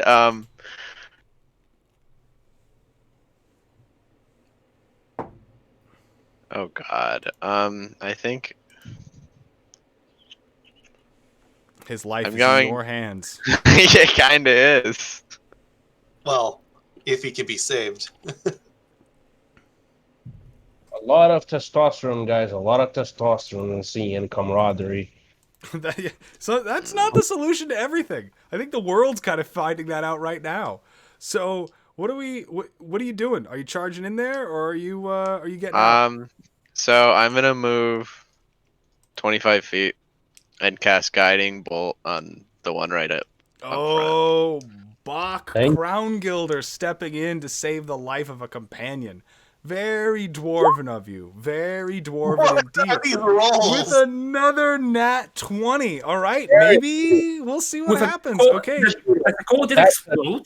That go ahead. Yes, in fact it does. You manage to coalesce a static energy out of the mists around you, except it doesn't crackle with the white blue green of lightning. Instead, it glows with the soft yellow and white hues of celestial energy, and soon you send a golden bolt of lightning streaking across the ground. Kelifin, hearing it coming and knowing what Bach is capable of, steps aside, only to watch as the kobold Unconscious. who is on the receiving end of this thing get absolutely obliterated, as takes a second for the after effect of all of this energy to surging through it to occur. Finally, the thing just pops and it rains ash everywhere, its body incinerated instantly. Shit. That was scary. All right. Bach, you've moved, you've shot your shot. You have a bonus action left. What would you like to do with it? Yeah, I have no bonus action things, so that would be it. Okay. Bach I have actually one question. Yeah. Would a kobold count as a beast? Probably not, right? Kobolds do not count as beasts. No, they're humanoids. They are humanoids. And they're very cute. All right. Bach is stepping in. Nahan is very far away. We're going to see what happens here. But in the meantime, that does put us to the top of the initiative order with Nahan. So, Nahan, what are you doing? Oh, so we're not instantly getting flooded with more. Okay. I'm gonna keep moving. Okay. Go for So, it. bonus action for my cunning action to dash. All right. I'm going to pan over momentarily so that everyone can see just exactly how far Nahan is getting away from the rest of the group. And then I'm going to pan back. Same thing. I'll ready my an arrow for if they come. Here's Erithil at the 3/4 mark, and then here's Bach, Illison, and Kelifin at the end of this, likely about to get embroiled in a mess of kobolds. All right, Nahan, as that goes, then it becomes the kobold that just got obliterated's turn, and that is going to well and truly join this into combat as the rest of the kobolds are beginning to essentially pile out of this, and their initiatives are, it looks like, having rolled, going to be coming in a little bit later down. Most of them rolled pretty poorly on this one, so I'm going to delete him from the initiative order, skip down to Ellison as I generate a few more kobolds and populate them. Ellison, what are you doing? You seem to be having pretty good luck so far in this kobold slaying, but how long will that last versus can you keep their numbers at bay? Another Eldritch Blast right at this guy here. Not abandoning. The top one? Yeah. Okay, you got it. Wow. Yeah, I'm pretty sure that hits. Yeah, that hits as the Guild of Mazes seems to be rallying in defense of one of its own. Go ahead and roll damage. That's 6. I see that. I'm going to go ahead and throw a damage dot on that kobold to mark it and make sure that is not quite enough to kill this kobold. But you can see, much like the other one that you struck, they are now badly wounded as chunks of their leather has been burned away, accompanying pieces of their flesh from underneath. You can even see almost a piece of their bone exposed at the worst of it. Excellent. I'm holding my ground. I'm staying posted right here. Okay. I'm just taking cover. So Lucian's just popping out with his head, blasting, and coming right back. Got it. All right. I'm adding these other 4 kobolds to the turn order. They did not do that well.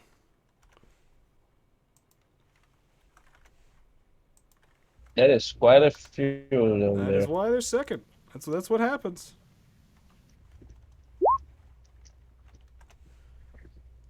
Shuffling that, and then after Elusin goes, we go back to this kobold here, equipped with a crossbow, and having seen what just happened to their other companion who stepped into combat and was completely obliterated by that guiding bolt, they're a little less hesitant to charge into melee all of a sudden, and is just going to fire another crossbow shot. This time not at Kelifin, because they've been down, but at the immediate threat of Bach. Bach, that is one shot at you that does not hit, and then we go to Erithil. Erithil, what are you doing? Making like the rogue and running away. All right, I like it. I like it. So that means Erithil, go ahead and use your movement and dash to shuffle your token. I'm going to do a quick pan on the stream to once again illustrate how far behind their companions are being. Left, and I've told them to run a few times. I gave them an extra opportunity. Hey, I'm not blaming. No one's blaming you, Erithil, but your own conscience. Oh, we are blaming you. Don't you worry. I'd feel worse about fighting the kobolds. Okay, so You know, we could take them. That's a fact because damage is on our side. The problem is that I got shot on by. How many more are there? You remember how good we were rolling on Sunday, where we kept taking out the goblins, and then more would come and take their place? Okay, it looks like you are going to get shot at 3 more times. Oh man, actually way more times than that. Bach. 1, 2, 3, 4. I just realized these are all uninterrupted turns there for a second. That's gonna be 7 incoming kobold volleys. The first 2 do not hit. I am now rolling for the next 5. They appear to be 1, 2, 3 hit, 2 do not. So out of those 7, it looks like Bach, you're going to be able to shirk off 4 of those crossbow bolts with your shield and armor, but the other 3 are going to actually manage to like find their way into the little gaps in between, and these crossbow wielders are going to do a vicious 10. That's going to be 12 damage. Okay, I'm still good. And then we rotate through the order to one Kelifin Silwain. So Kelifin, go ahead and give me another death saving throw. 13. All right, that's 2 successes, 1 failure. And Kelifin, then we go to Bach. Bach, you just took a substantial amount of damage, as now several instances of these metal-tipped, wooden-shafted crossbow bolts that are much better manufactured than the ones that the goblins were firing at you only a day ago have burrowed into your flesh. What do you want to do here? So, I'm going to cast Healing Word on Cellophane. Okay. Healing Word, go ahead and roll it. And that's a bonus action, I believe. So you will have your action and your movement still remaining. Yes.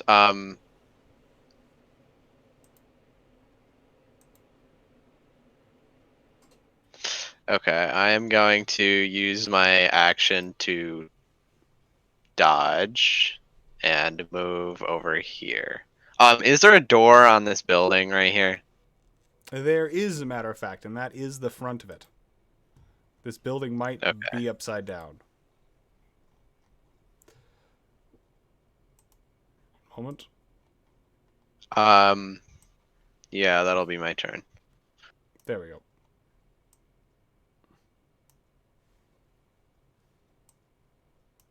Got so many GM layers piled on top of this one tavern here. It's hard to tell which one is actually what it looks like on the stream there. There we go. Okay. So, Bach, if that's your turn, then that means it's going to go to Nahen. Nahen, are you continuing to flee? I mean, I'm right. I'm the same mindset as the fighter. We're booking it. Then we go to Ellison Amarago. You are up. There are kobolds that need slaying, and there are more joining the battle by the moment. What are you going to do? I think I'm gonna cast. There is this chance that this might work. So, folks, wish me luck. I'm gonna cast this on the kobolds. Wait, do I need to get closer? It has a range of 90 feet. Let me see. You barely hit the front row. All right, so 20 feet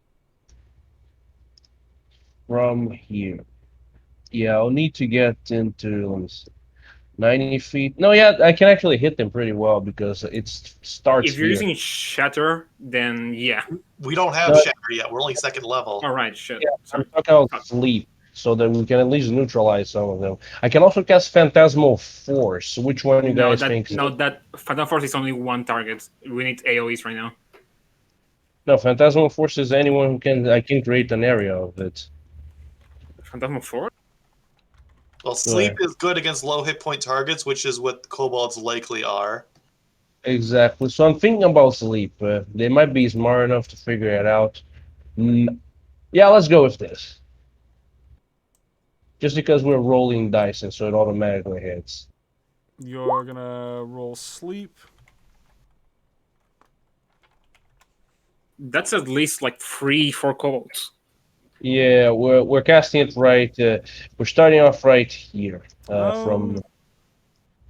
Oh, right, because of your Archfey. There we go. I was for a second. I was like, wait, where's that coming from? Okay, yeah. Because I know that that's not a standard world. Okay, never mind. So casting sleep. Go ahead and roll. That's 23 kobolds worth of sleep.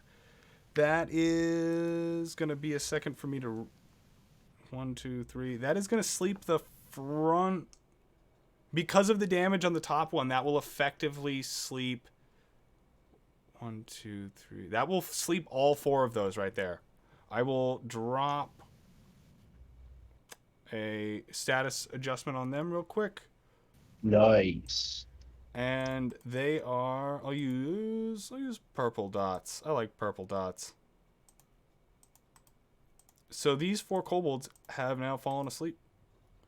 Well done. That is your action. You still have your movement and your bonus left, Ellison. What do you want to do with it? That is a good question. I'm gonna check if I have one of these to be bonus actions. Probably not. I have Phantasmal Force, Fair Fire. Question.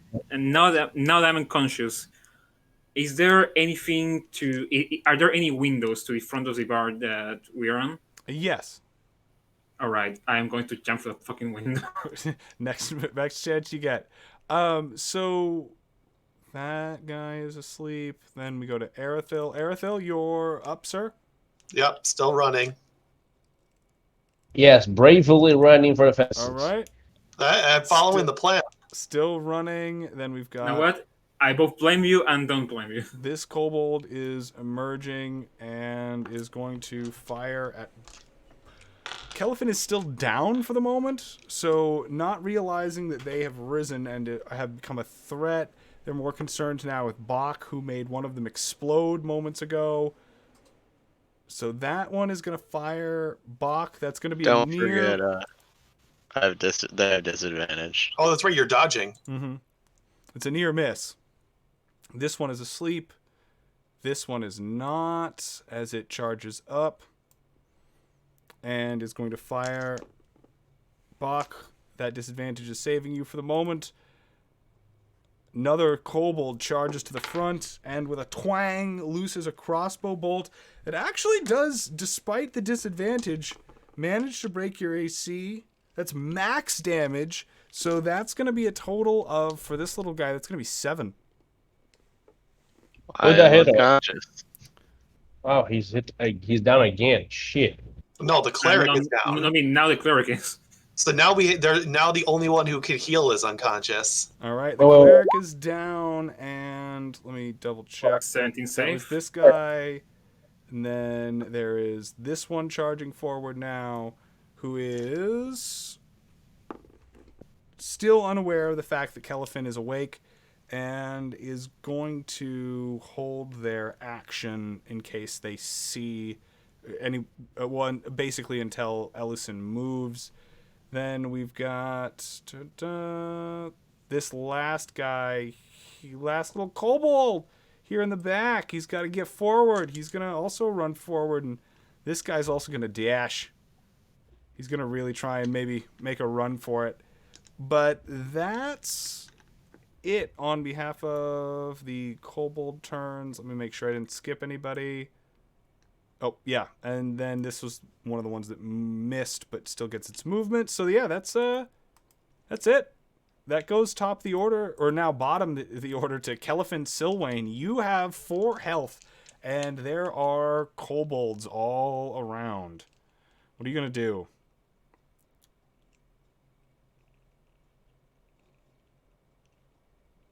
Kelifin? Wizard. Sorry, I forgot I was pushing talk.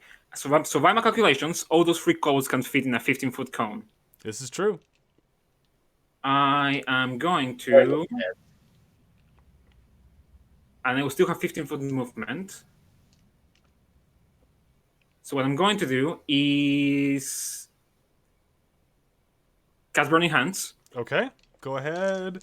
I'll give you some reflex saves. You give me some damage dice.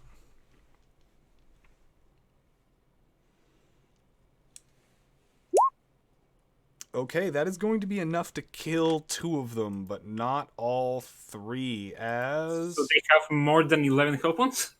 One of them made their save. Oh, okay, gotcha. All right. Then I'm booking it and jumping through the window. That leaves the 3rd one alive. That one, however, was the one that held its act. No, that is not the one that held its action. You are safe for the moment. Yeah, it was the one to the right of that one. So, Kelifin, you're going to then, you've got 15 feet of movement, which is actually not going to get you far enough to jump. It is because I can jump 11 feet. Oh, yeah, that's true. That's true. So I'm going to literally jump through the window and say, and just yell into this inside, kobolds! Got it. So, Kelifin, then we go to Bach. Bach, I need you to make another death saving throw. And I'm going to take the roof off of that building so that you can start seeing inside. Any people inside this building? There are, in fact, and many of them are just now kind of starting to figure out exactly what is going on here. I'm literally just going to say, kobolds, if you can fight, you need to do it. Okay, Bach, I see that's another success, so you are on the path to becoming stabilized. The party might yet manage to scrape out of this. If not for those critical successes, Nahen, you are up. You're continuing to flee, I imagine? Wonderfully. Still the plan, yes? It seems to me. Bravely making it for the fences while we are actually managing to hold the line. Brave rogue you are. Brave ass motherfucker. I'm going to cast a silent... That's the last F word. Yeah, keep track of your swearing. We're trying to keep this PG-13. All right, I'll tally up. I'll tally it up. I'm going to cast a silent image with my Eldritch Evocation in the form of Please let me speak so I can do my turn. Oh, Nahan, sorry. I thought you were fleeing. I was looking back at the fighter and trying to make confirmation match in his eyes that the plan is her eyes that we're still bolting. Yes. Because there may still be more kobolds in the tunnels for one. On point then, yes, I am doing exactly what I have been doing. All right, then Nahan is continuing to beat a tactical retreat. We then go now to... 1 second. It looks like there will be... a number of these kobolds will be joining us this turn. Uh-huh. Why? Sounds so sure of yourself back there. So far away from the danger. Ugh. But it looks like actually there's going to be an additional 5 piling out of the tunnels at this point. I'm going to throw their turns up on the initiative tracker, but they did pretty well. Unlike their companions previously, it looks like they're making up for some of that lost luck. Nahen, you still were going first, so I gave you that round as you beat out the top kobold by 1 point. But with that, we now are actually going to put some kobolds on the board in front of even the warlock. Excuse me? Indeed. So, Nahen, after you, we go to this little guy who, precocious in the back, rolled an almost perfect initiative. And they're going to charge forward. Given the situation, Bach is down. I will say I am prone. I am ducking beneath the window. Yeah, they're firing with disadvantage at Elusin currently. And missing. Then with that, more of them are going to begin to charge. This one is going after you and is going to expend its movement, but not be able to attack. Then we get to this guy here, who is going to be able to move forward to about here and is going to fire at Elusin and also miss. And then we've got the next 2 are just going to step up and hold their actions. All right. From there, we go to Elusin. Elusin, you are up, sir. With my Eldritch Evocation, I'm going to cast Silent Image of a troll trying to burst out of this door Okay. to see if I can scare them away. I just very slowly unraveling the figure of the troll coming out of the door. Some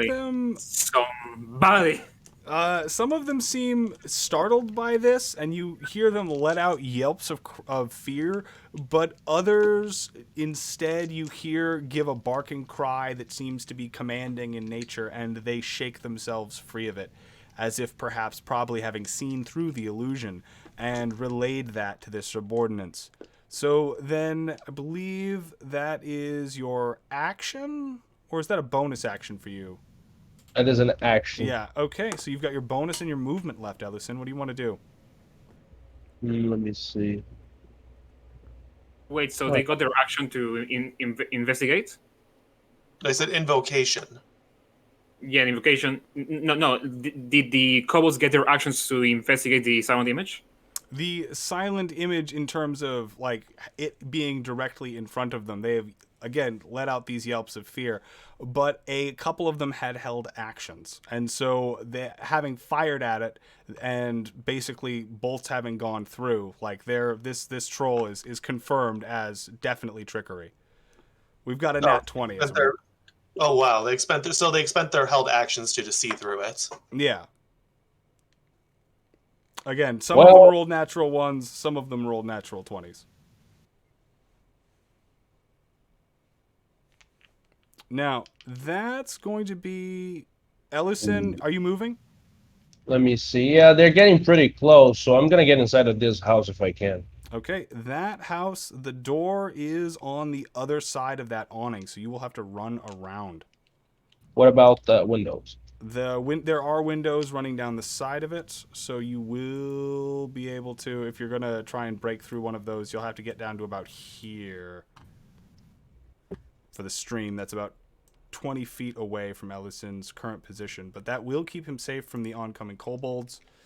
And from there, we go to Kobold with the 14 initiative. You're still asleep. Arathil, you are up. Are you continuing to run, sir? Yes, I am. I have a question. Yeah, what's up? Do any of the people in the bar have reason to action or anything? Sorry, what? Do any of the people in the tavern have gotten up or anything? Have they gotten up? Some of them are stirring into action at this point, but those of them who are going to be basically either joining you or fleeing will be doing so at the end of this initiative. And then Erithil, if you're continuing to press to move on, then we've got Kobold here, who is nearby. They're going to be able to move forward, and they're going to run in the door at this point, and it's all hell is going to break loose as finally the patrons of the bar see this kobold, and they're going to just kobolds! And with that, whereas Kelifin, while you should have been warning enough, now that it's directly in front of their face, they seem to be freaking out and going every different direction. But this kobold is going to be able to attack you. And it's going to miss badly. But there are more yet coming. 1, 2, 3, 4, 6. All right. That kobold is not going to be able to tell that Bach isn't dead yet, and is going to instead just burn the rest of its movement. 1, 2, 3, 4, 5. 1, 2, 3. Oh, nope. Sorry. Got a little too far there. It should only be about there. And then going on to more kobolds. Kobolds. As this one also begins to... 1, 2... This was one of the fresh ones. So he actually would only be able to make it to about here. And also, let me take that measurement. Yep. Okay. About there before, well, they're faced with...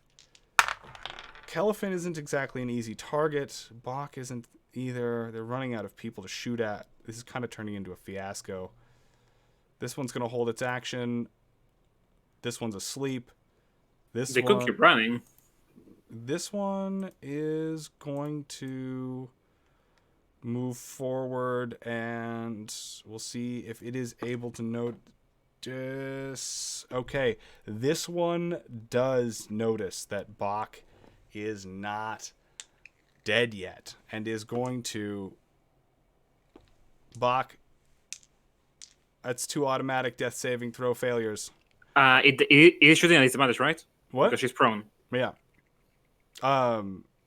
He is shooting. Roll because they're unconscious. Yeah, I was gonna say she is prone, but she's also unconscious, so that equals itself out. And does it? Yeah, especially if there's no barrier obscuring them. It's okay. I have 4 to get the auto crit, I think you need to be within 5 It's feet. in melee, yeah. It's not an auto crit, but the attack is successful, and any attack that any damage taken while attack that in a death saving throw is. Gotcha. Saying there? Gotcha. That's why I'm not rolling dice. They moved up, noticed that Bach was moving, shot Bach with a crossbow bolt. So it's 1 save. I believe any damage taken while unconscious. Any attack that hits the creature is a critical hit if the attacker is within 5 feet of the creature. No. Is a critical hit, but I'm not saying that this is a critical hit. I am saying that I believe, unless I'm wrong here, any damage sustained while in the dying state is an automatic 2 death. No, it's only 1. It's only 1. It's unless it's one a for crit. damage, 2 for crits, and Okay. 5 feet away is an automatic crit. That is my ignorance on display there, then. In which case, that is only the 1 death saving throw penalty. Moving on, that's going to, however, be problematic for Bach in the future, as this kobold has announced that Bach is definitely up. And, however, these ones are dead, so that's going to save a little bit of time, but we get now to this last one, who is actually close enough to run over and finish the job. Fuck. Bach, sorry, my friend. You are dead. Have an extra saving throw. Oh, right. Because What would you do? Of course. Bach is still up, clinging to life thanks to the extra fortitude imparted to it by the Eldritch Entity Aeroset. And then we go to Kelifin. Kelifin, you are up, sir. I'm seeing some measurements. Are those for sleeping?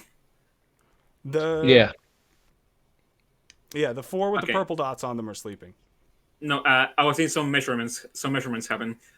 Well, Oh, I see what you're it's a saying. radius, not a box, but yeah. Okay. I can't measure radius, so. So after Buck's turn, people are gonna spring to action. This cobble next to me is not damaged. No.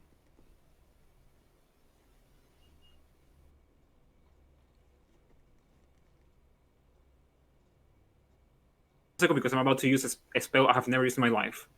Okay.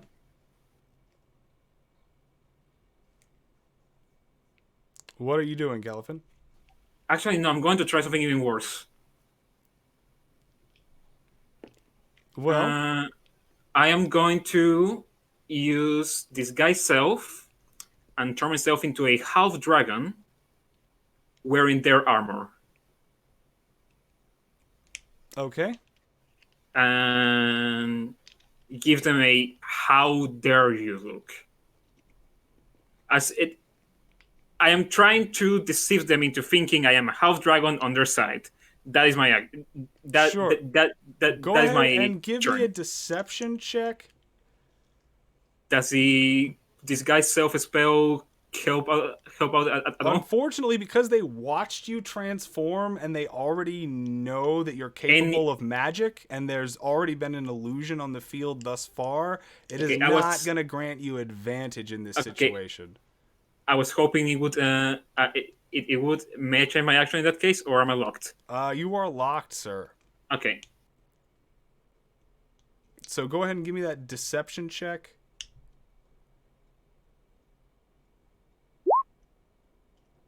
Ooh, critical failure nonetheless. Rolling for variance.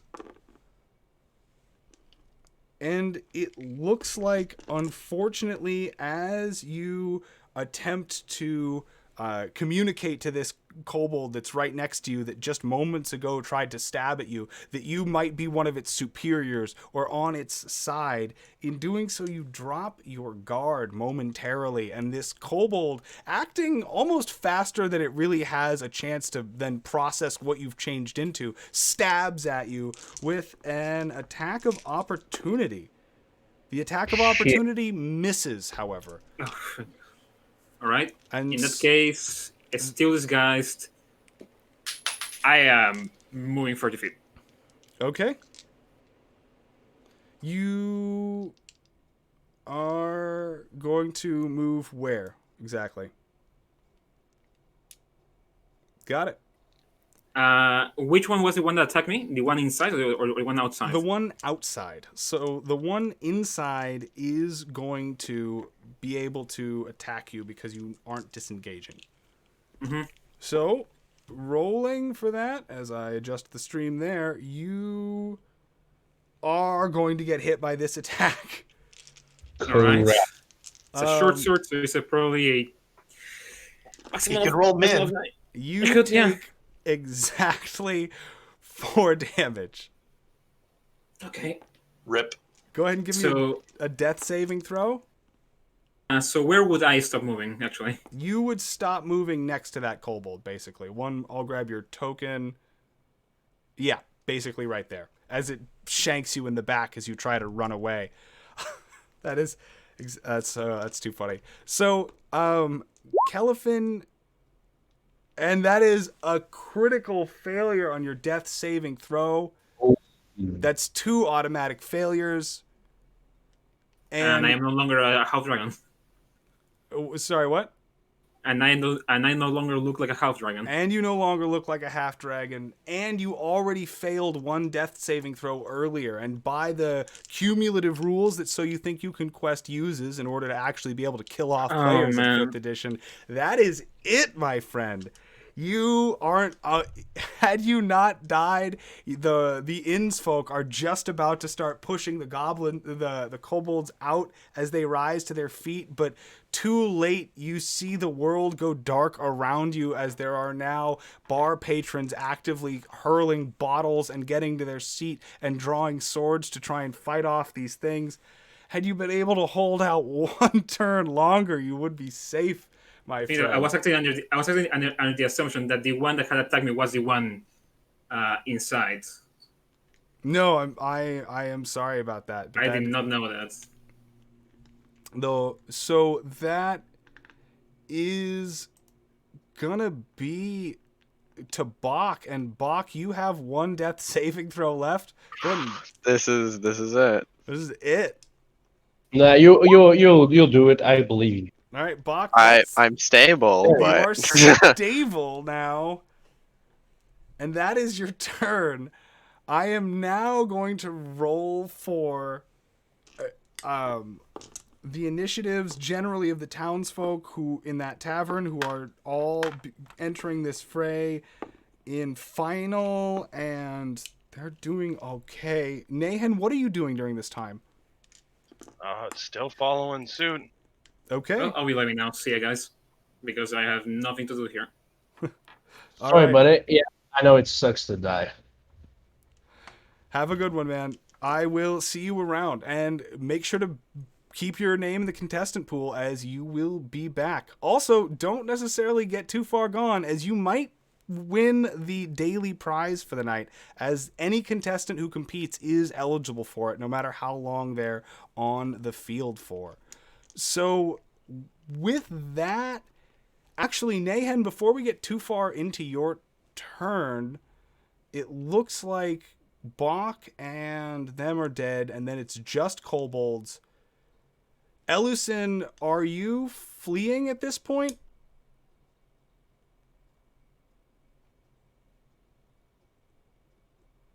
Elusin, aka Vin? Yeah, I'm sorry, I pushed the talk thing. Yeah, I mean, he's dead. I tried, but Yeah, he's sure, Oh, sure. yeah. Valiantly, nonetheless. Yeah. Nahan, that's gonna. Well, and then Elusin, then with these kobolds doing what they're doing, is I'm gonna make some morale checks and see what happens. But these kobolds might end up. Yeah, they're gonna start generally panicking. Bach, your life very well is probably going to come down to whether or not these last two kobolds feel like they want to get in parting shots or whether or not they want to begin fleeing. Do we notice, like, does Elishan notice that they're starting to get some reaction from the crowd around? That's Or exactly what's happening, is now that there is starting to be an outpouring from the tavern, and there is also more noise just drawing people to this scene, as this has only been actually about like 25 seconds in real time, as we've only gone through, I think, about 5 initiative orders. So Well- as this is now both through the sound of magic ripping through the air and steel like bouncing off of shields, as well as the death screams of these little kobolds, then you're going to see, yeah, many of them are going to start to kind of panic, and they're unsure what they should do. Very well. Elishan will stay in the surrounding area at least, still on cover to see what happens. Ready to fight to assist the townsfolk if they do go for it, because they might have some interest in staying in this fight. All right. Especially because I forgot that he is not able to move, so yeah, Bach. might still stay to guard a friend. I hate to say it then, but it looks like by the way that these are rolling, and this is going to play out, Arathil, you get your turn before these kobolds go, so I have to allow you to do that. What would you like to... Nothing. Just running. All right. It looks like Bach, they are going to take advantage of this opportunity to try and finish the job they started. it looks like the deciding factor ends up being this creature's greed as it wants that floating crystal that is orbiting your head.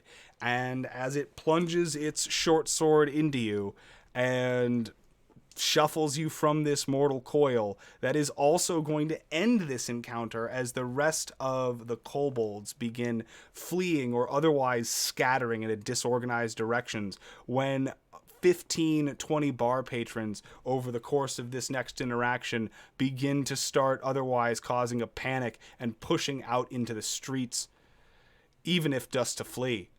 Which means Elusin and Nahen and our friend Erithil, the three of you are going to be able to escape this encounter alive, and it looks like it is going to claim the lives of two of your companions.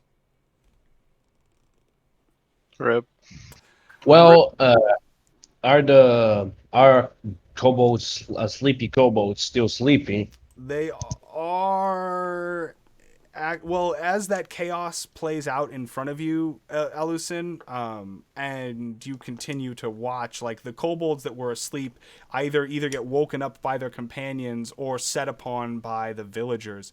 As the more this begins to escalate, the kobolds quickly realize over the passing couple of minutes that they're going to have to go back in the way they came, and they start piling back into the corridor, but not before they take some heavy losses.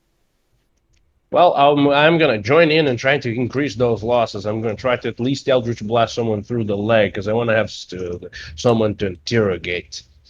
All right. As you begin to help the townsfolk push the kobolds back and try and keep one of them alive so that there's one to interrogate, Nahen and Erithil, you are far enough away that, I mean, you're certainly safe, but you're going to be able to see all of this kind of play out in the distance because you're actually headed uphill. So all of this will be happening like below you. Yeah, once we see like the townspeople repelling the kobolds, we'd probably go back. Agreed. All right.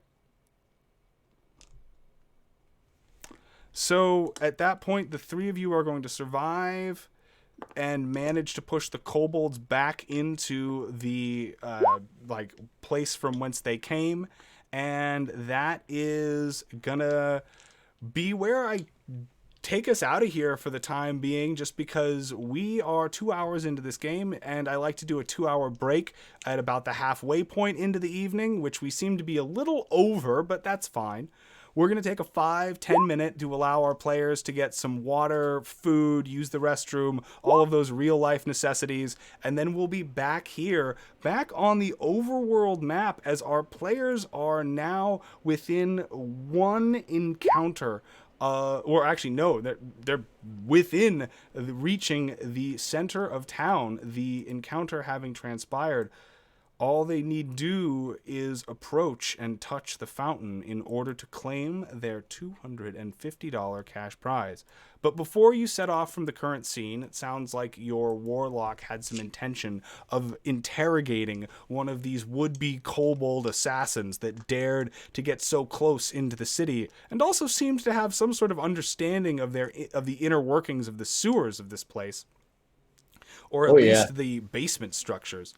And all of that and more will be addressed in a moment. Thank you to our two contestants who got eliminated, both you, Deathmite, and you, Salcaline, aka what is Kelifin and Bach. You two have been really great contestants up until now, and of course, you can continue to come back every day that we stream to get your chance back into this contest to continue playing. Thank you all for staying tuned on the Twitch and enjoying this. Please be with us through the break, and I will see you on the other side to see if our players are able to win. In the meantime, I'm also going to roll two contestants in from the active player roster, and we'll see exactly who will be potentially joining them as they make their approach to the center of town. Thank you all, and I'll see you in a moment.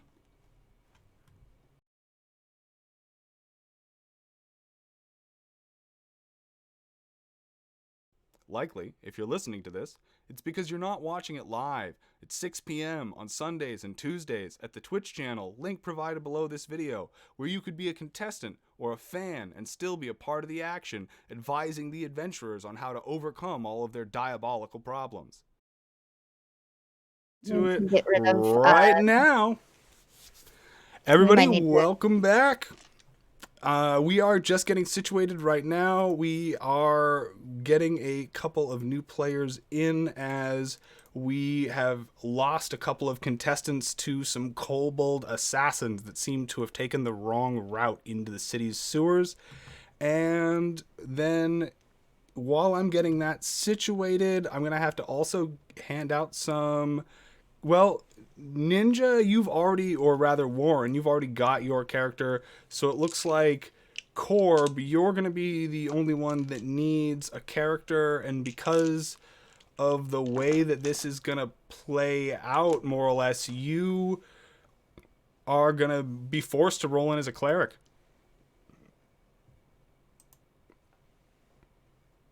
Actually, no, I take that back, because the wizard is also dead and the monk is taking the wizard's place. So wizard is available as well. Corb, you'll be able to play as wizard or cleric. Which is your preference? I think you might have froze. Oh, no. Oh, we might be down. Please.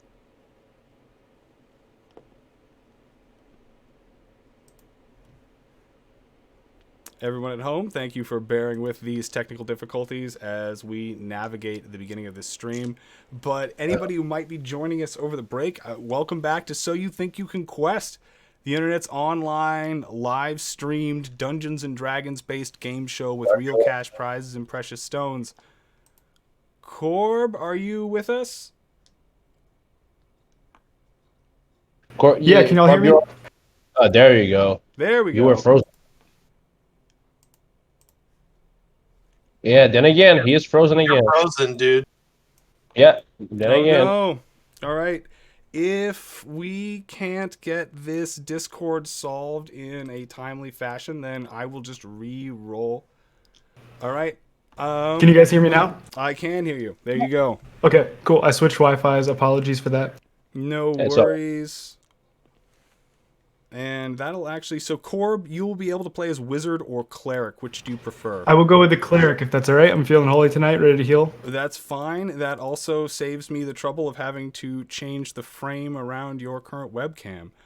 I am going to add in the monk frame for our player Warren and also get the name tags adjusted. But in the meantime, the players have a choice in front of them, which is that there is obviously this scene playing out with the kobolds and the dead bodies and the panicked townsfolk, and a lot of questions being asked as to both where they came from, what they were after, and what if there might be more of them somewhere nearby, in addition to the 2 dead bodies that they created, and a lot of other questions regarding the people that were in the streets moments ago who seemed to be battling them with magic. All these and more are certainly complications that are our contestants going to choose to engage with or try to avoid as they proceed towards the center of town. Well, we kind of have to deal with them, I would think. Given the opportunity, would we be able to, take any of the gear that we need from the people that drop? Certainly, you're welcome to attempts to loot those bodies. Obviously, if you want to, the first question that is going to arise is from, well, let's see, exactly what is the concern level of these townsfolk? Yeah, okay, so a couple of them, only 2 or 3 are going to be... Did you know the deceased? Yes, we were traveling together. They tried to they tried to repel them back, scare them off, but we realized how great their numbers were, and that was a foolish attempt. All right. While I'm adjusting this, Corb, would you go ahead and roll a 1d10 into chat for me so I can determine what cleric you're getting? Here it comes. All right. We keep rolling 10s on that. That's interesting. It's funny how these little things emerge. Sorry, I was just looking at letters and then trying to say different ones. So there we go. It looks like I will be making available into your player journal right now one Kargara Alterborn. Kargara, Alterborn. Kargara Alterborn. A tiefling. Am I correct in that? Don't let me lie to you. Yes, a tiefling cleric of Goriel, the goddess of war and victory. War clerics are fun. You have another tank with you. Now, that is Kargara obviously being the one who, and also Warren being warped in, are going to be a little ill at ease for the first hour as they adjust to their teleportation sickness, which gives plenty of time to this scene to play out with the townsfolk nearby. Returning to the dialogue, they are going to be looking for some sort of proof that...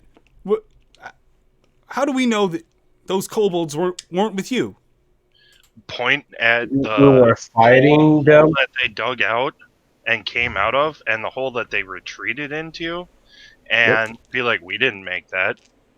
Also, we could show the guild icons that are on the deceased and that we have as we're using them to summon in the replacements. Yep. Okay. Yeah. It looks like... Go ahead and give me persuasion checks, though these are going to be made with advantage. I'm just making sure that nobody botches this terribly, as the guard are going to begin... Well, that is on the verge of terrible botching. I mean... Do you need one from me as well? Yes. Nathan, go ahead. Speaking of which, was I successful in was Elishin successful in snagging a kobold for interrogation? There are a couple, actually, that have been sort of badly injured by the townsfolk in their sort of non-organized repelling of this force. So there's a few that have got crushed legs or broken arms or otherwise have kind of been beaten unconscious and haven't necessarily died. I'm not going to say have your pick of captives, because clearly that's not really how this works. But at the same time, there are a number of candidates as far as people to be interrogated as to the who's and whys of where this kobold assassin team came from. Yes, and he is going to tell them exactly that. He is going to try and interrogate one of them, or at least some of them, to see if they can find out who's behind this and who's their Do you boss. speak Draconic, Goblin, or Giant? Negative. Unfortunately, you will be unable to communicate with these creatures. I will speak to the guard, or take one of them to the side and say, I was able to overhear some of them when they first popped up. I tried to trick them into thinking I was a friend of theirs, and that gave us enough time to make some distance. They mentioned a few things. I imagine your dead friends over there helped too with that. You know, the distance. Yeah. That's what happens when the wizard thinks that he knows best. I'm not judging you. Everyone here on the Rise knows that it's best to let the mist eat your friend than you, because you'll be dead the next day anyway. But yes. What can we do to try and prevent more of these things from happening? I'm very concerned. It sounds like they were trying to tunnel into somewhere else, but they took a wrong turn. Can you give me any identifying characteristics or names you might have heard or places that they may have intended to be going? I can. I am out of character looking through the chat wheel because I know I typed it down somewhere. It was throat something, and I can't find where I typed it out. The throat sworn. Is it throat sworn? Okay, yeah, I believe throat sworn was the name of their. It sounded like of their boss. This guard is gonna look and scratch his head underneath his armored helm for a moment and say, doesn't ring any bells. Well, either way, it sounds like it sounded like they were trying to tunnel into possibly someone's basements and took a wrong turn. Well, we'll do what we can to alert everyone in the surrounding area to hire a good mason to redo their basement walls. I'm really not sure what to tell people about this. Just if you see kobolds, run. Fair enough. Especially when they outnumber you 4-1. With that, you will be able to loot your companions' bodies if you like. I don't think they had much, save some coin. There was a ring. Yeah, and a crystal. No, the kobold took the crystal. Kobold took the crystal with a 19 on its wisdom saving throw. A ring, any daggers, and their coin.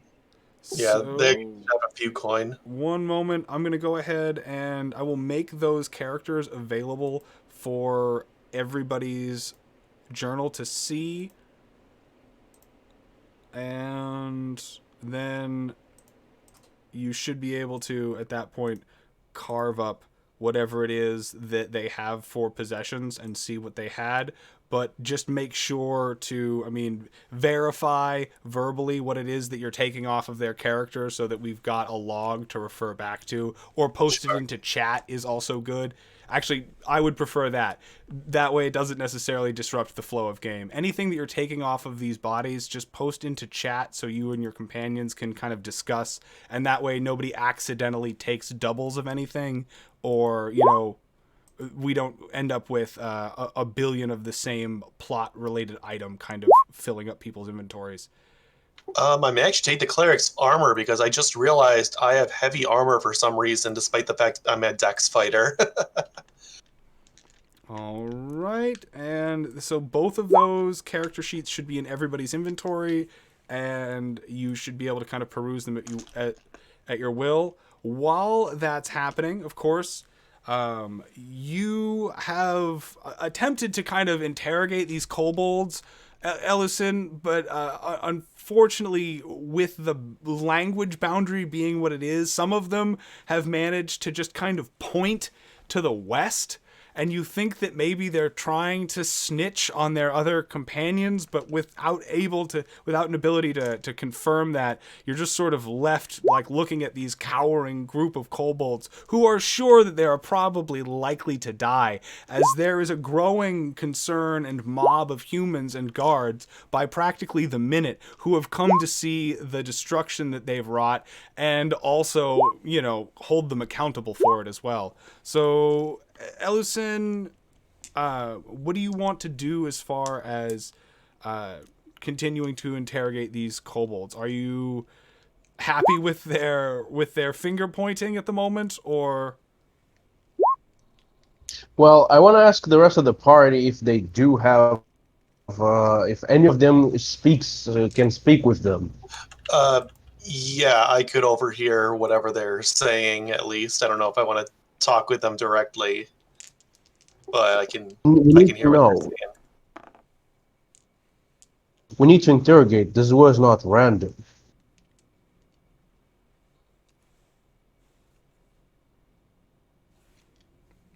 So, I'd very much appreciate if you could help me with it. All right, I'll translate. So I can go over and translate the draconic and the giant. Okay. Now that you've got a translator, what are you trying to ask them, Ellison?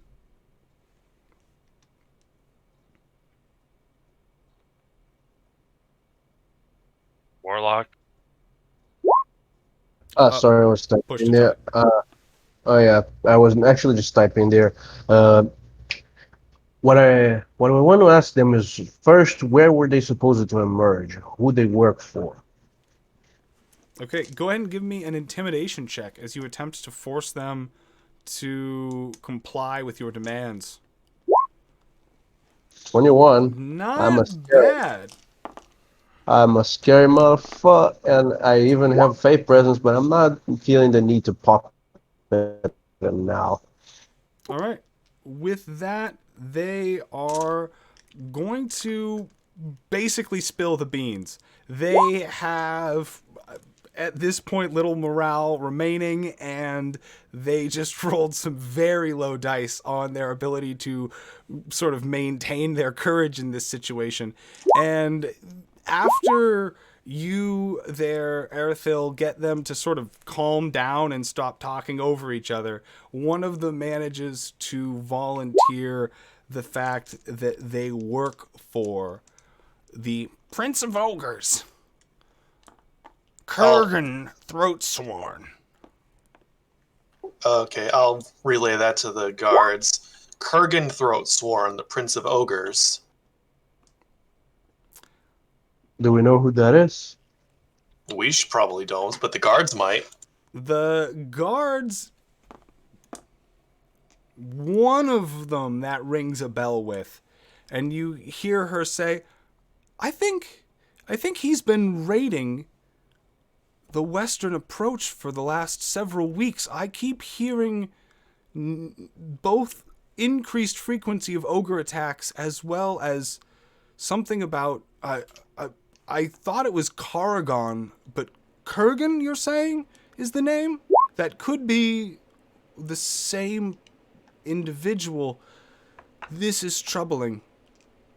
Oh, out of character. Was the mystery box consumed when it was used to get the 3 oil, or is Yeah, it? the mystery box is consumed. So Okay. when those open, they are what they are. So Okay. those became the No 3 more flasks mystery of oil. box. Okay. All right. Cool. That's fine. I took the flasks of oil, so. I might as well take the shield just because I can. Okay. Vultures, every last one of you.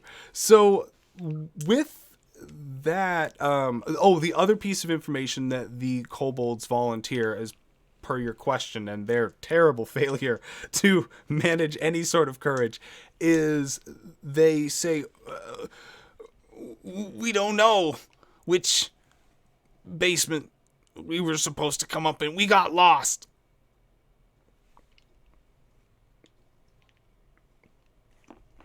Well, it's like the guard said before. Just tell everyone to check their basement stonework. Make sure that there's no hidden passages ready to be knocked down. And if there are, call a mason. I want to know how they were recruited. Can you ask them that? Yeah, I'll ask them how they were recruited to a Prince of Ogres.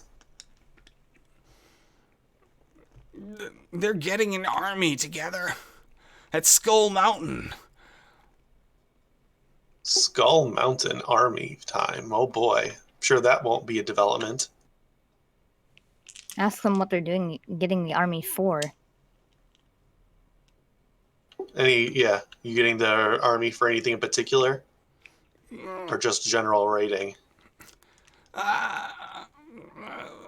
Well, that It's doesn't a allude secret. You can tell We- us. Only if you let us live. I'll tell that to the guards. They'll let us if we let them live. They'll tell us why, or they'll tell us what they're building an army for. The guards are going to talk amongst themselves. The woman that seemed to recognize the name of the ogre prince steps forward, seemingly as the highest rank currently present, and they all just seem to be deferring to her for the moment.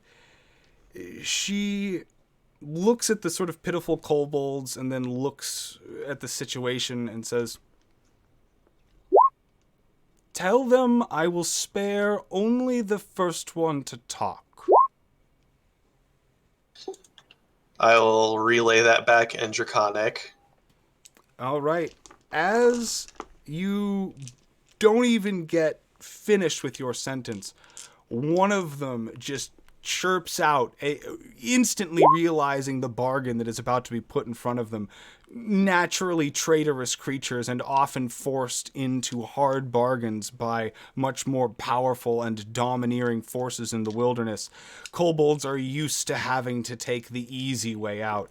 And one of them, whose arm is badly broken and also singed from what looks to be either magic or maybe some sort of torch burn, says, we were, wait. How do I know you'll let me live?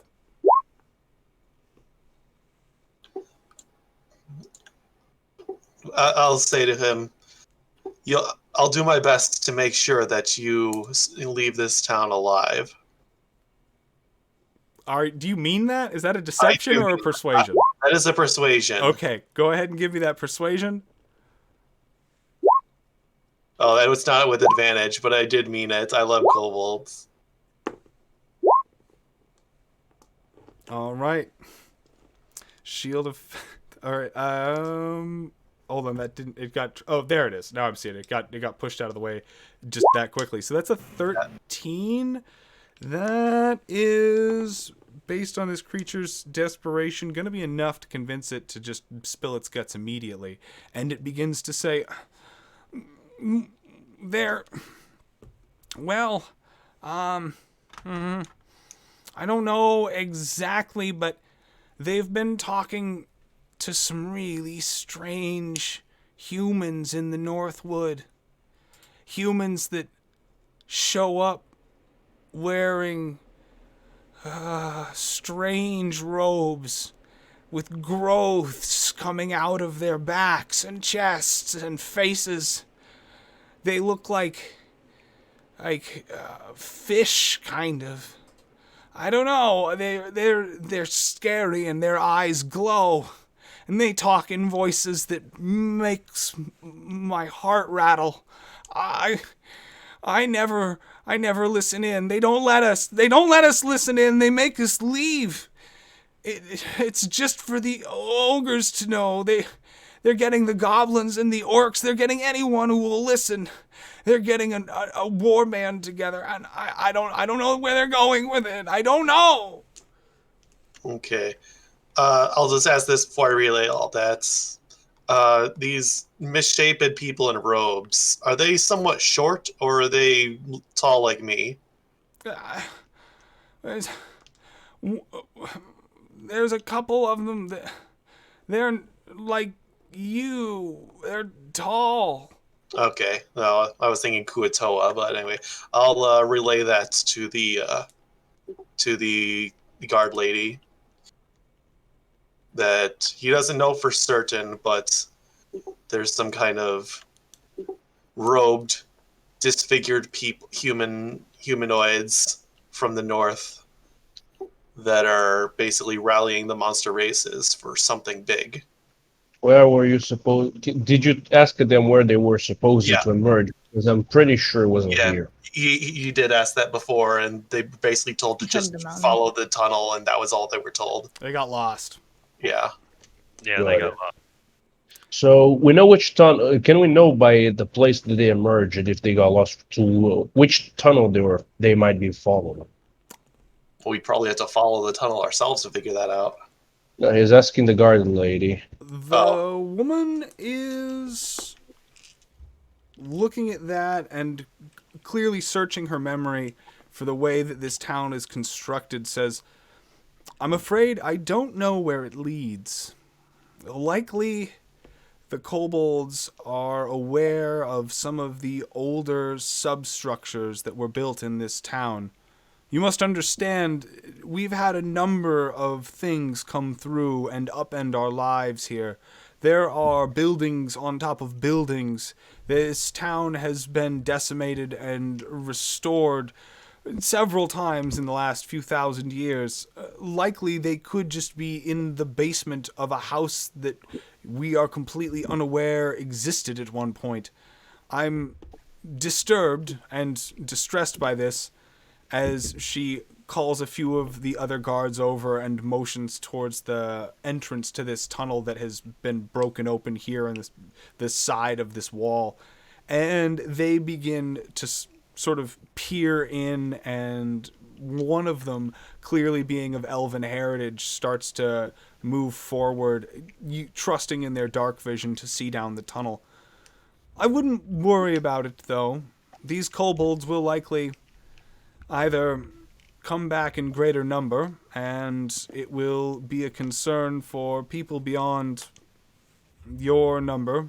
I don't mean to belittle, but likely there are probably hundreds of the creatures, and there are only but 5 of you at the moment. I wouldn't concern yourself with this problem.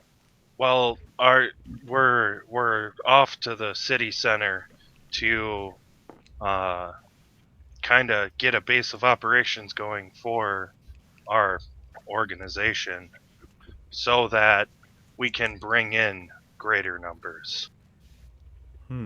Exactly. Who is your organization? The Guild of Mages, or the Guild of Mazes, sorry. Sorry, is Karga still in the area? Yes, like, you is are. she? Okay, so she's gonna start like walking towards her companions. I'm gonna say she's a female, Sure. and she's gonna start walking towards. She's familiar with these people that she's coming upon, right? She knows that 'Cause we're all in these the guild? are her guildmates. She's not necessarily familiar with them. She's gonna approach and say, "Yes, the Guild of Mazes sent me here as well to help finish the mission." Yes. So, my missus, not to be intrusive, but mind escorting us towards the center of the city where we can begin this operation and bring in reinforcements. Go ahead and give me a persuasion check on that. All right. 10. While I understand that the Guild of Mazes has a certain reputation behind it, I'm afraid that at the moment there's enough going on today and probably for the foreseeable future that I'm going to need you to come to me when you have something of real substance to offer rather than just hopes and dreams. I am aware of the power that your guild possesses. Do not think that I am trying to slight you, but for the moment I must tend to those that I know personally and their lives as they are being upset by the moment. If you can offer us aid in the future, do not think I will turn you down, but for the time being, I have a bit of a problem and some public worry to sort out here in front of me.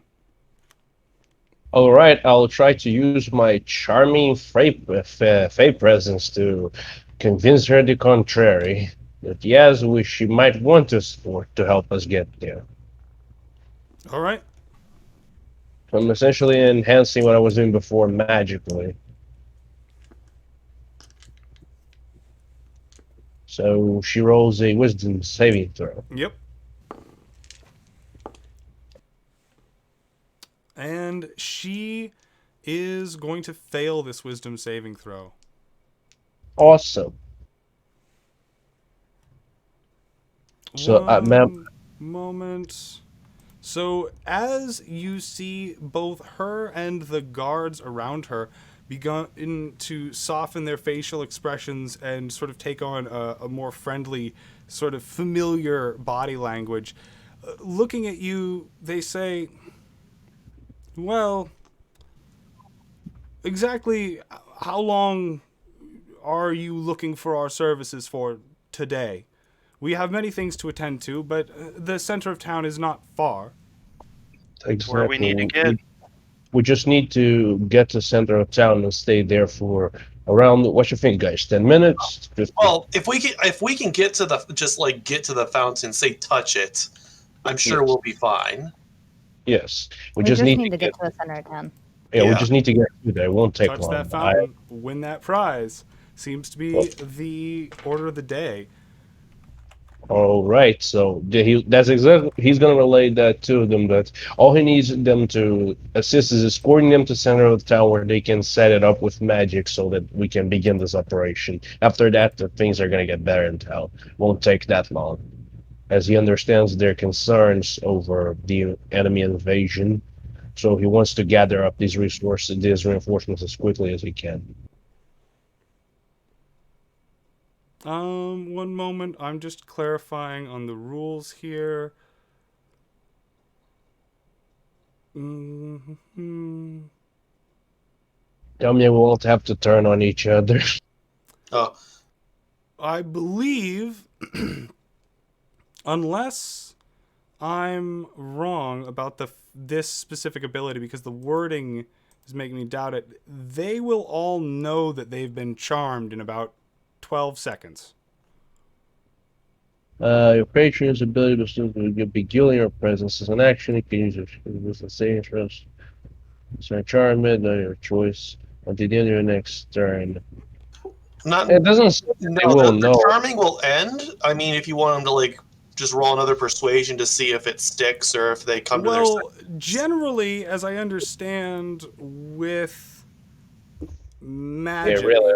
if you've been charmed, no, they would be unaware of the fact that this has influenced them. Yeah, you're thinking of the spell charm person. No, yeah, I was just double checking because it uses that language. Okay, no, you are safe. They're not going to otherwise realize that you've used magic to bewitch them and then turn on you, which was a real concern, to be fair.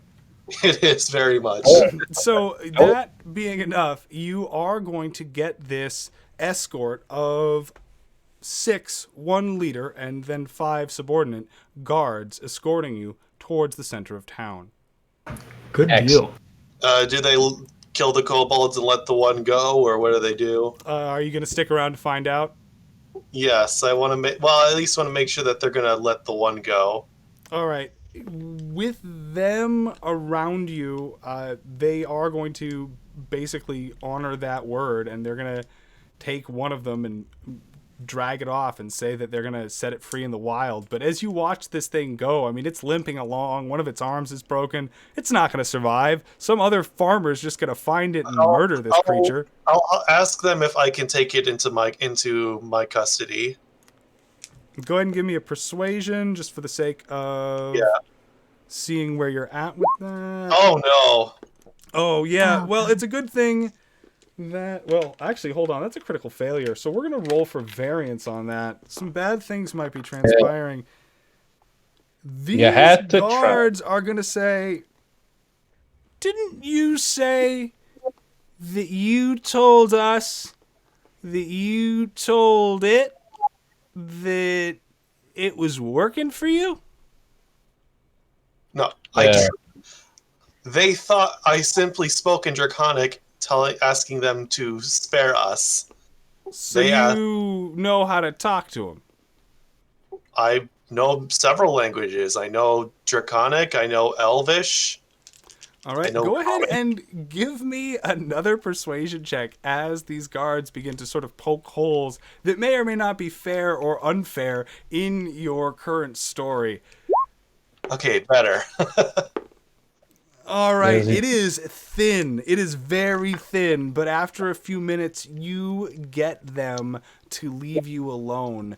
But in doing so, they say, well, I tell you what, we're going to take this creature and we're going to put it in a jail for its own protection because we might have questions to ask it later. If you're interested, you can find it at the garrison. How about that? Awesome. Fair enough. All right, fair enough. We've got other business to do. Let's go. I gave him my word that he would get out of this town alive. Right, it sounds almost better if we were just to end it for him here, though. No, I want to have a little crippled kobold pet. Yes, after unnegotiated yet. I will drop it for here and just say, I just gave him my word, and I take my bets, my word seriously. Okay. Yeah, me too. Well, then with that, the rest of you are going to set off towards the center of town. Yes. Yep. Which road are you taking? Aren't the guards leading us? Yeah. They probably are. best, but I'm asking you. Yeah, the center one. Center? Center All right, one's that is the one that focused. the guards are going to default to. And if you're not going to disturb them, that is the one that they will escort you along.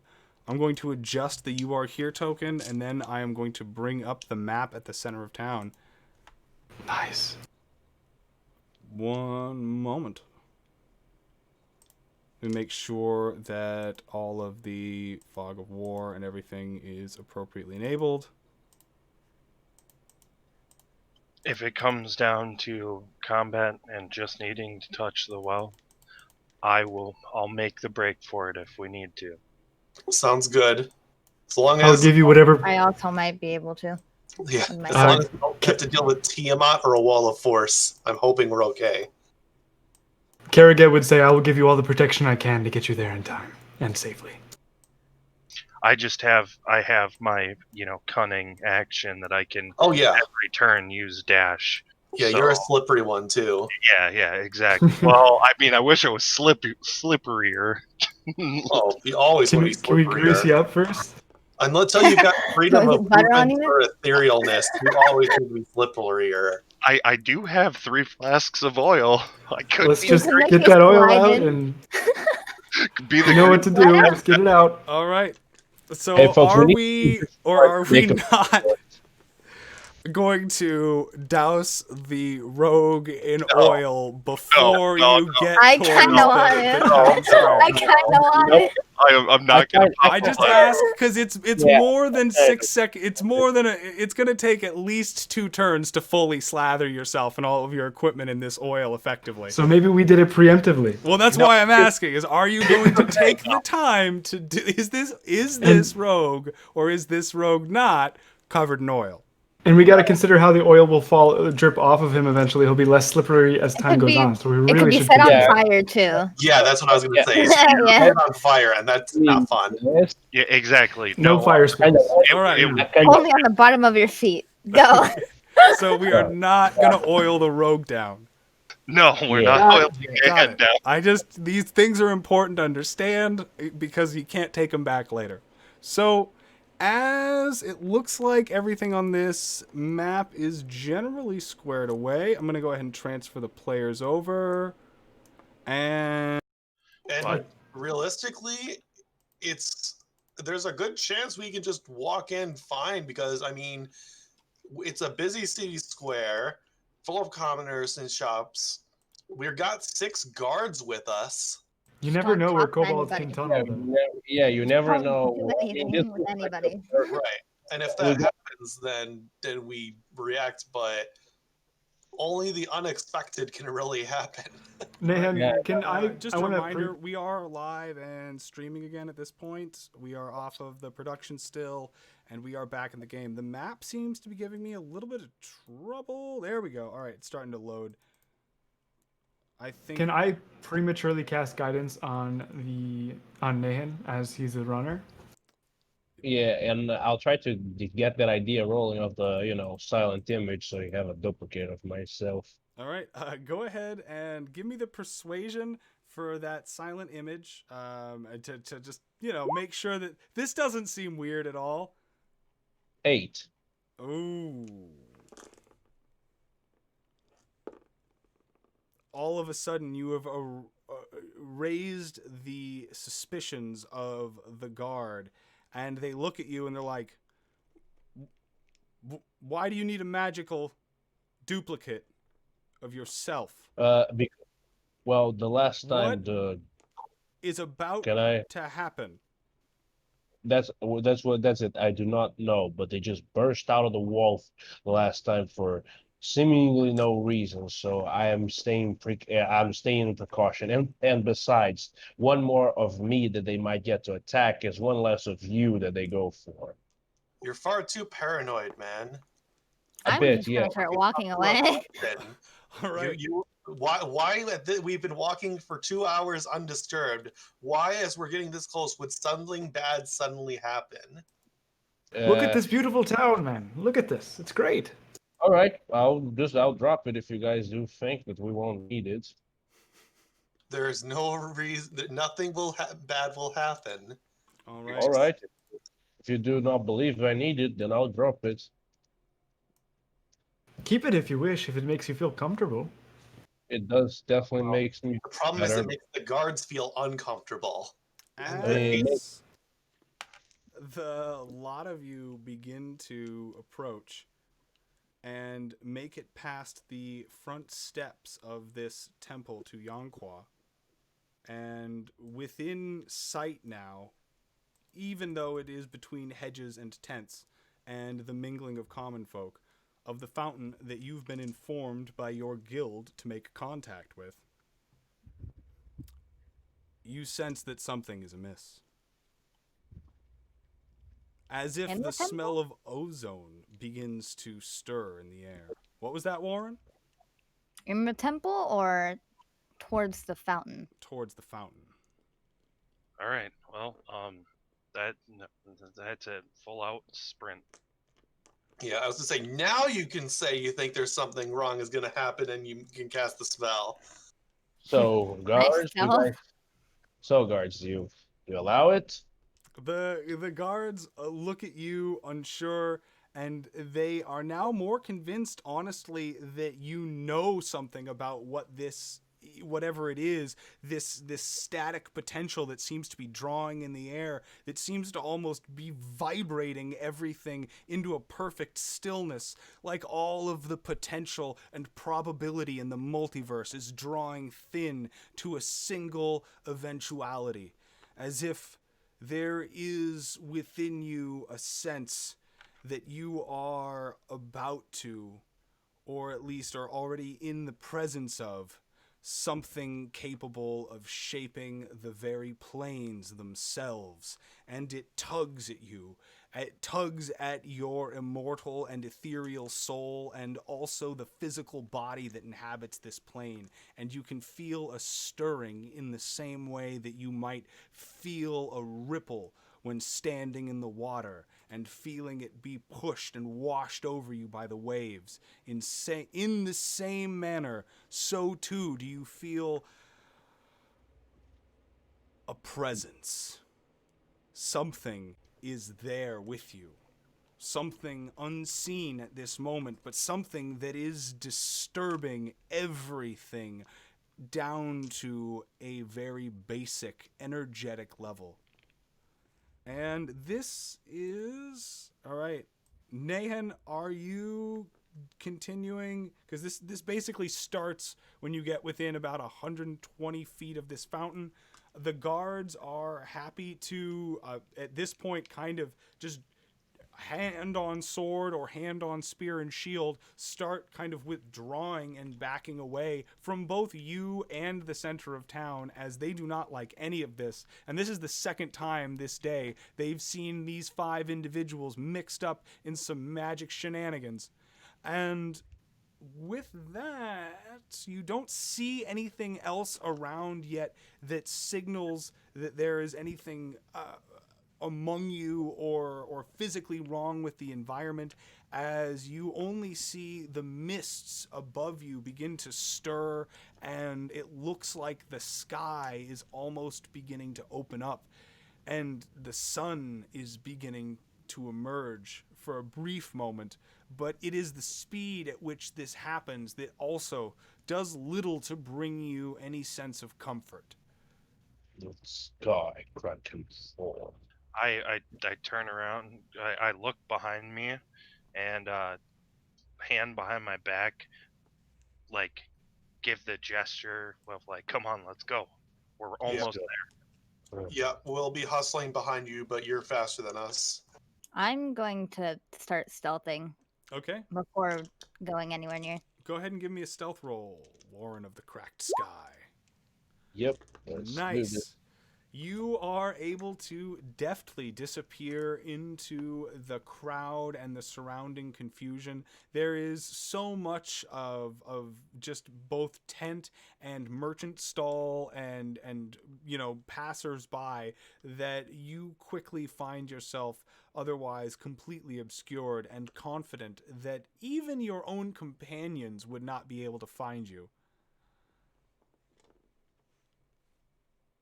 So Warren, from there, I'm gonna pan the stream a little bit closer to the fountain.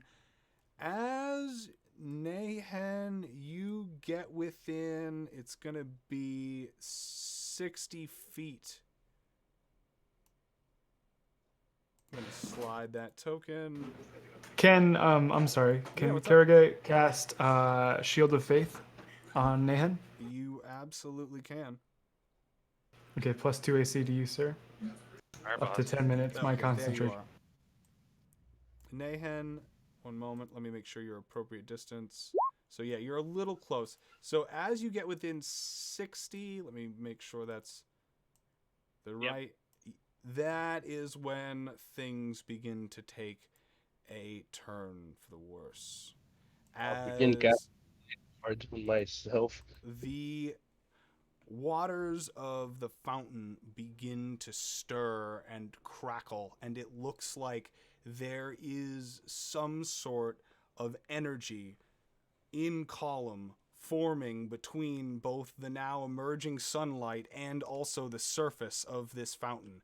And as this energy begins to form and seethe and work its way into the material realm, so too does the fountain water begin to sort of rise up with it and dissipate into thin air. Soon after that, also, it looks like whatever this rift or this effect is causing also begins to tear at the very stone at the base of this fountain. And soon you begin to see chunks of it lift off the ground and begin rising into the air. At first, it's just tile stones and pieces of the fountain itself, but soon it becomes chunks of earth and much larger stones. And this is beginning to upset all of the tents and clearly the townsfolk around it as they begin to scream and panic. At this point, what is everyone's next course of action? Fire my bow at the coalescing energy. That's all I Yeah, got.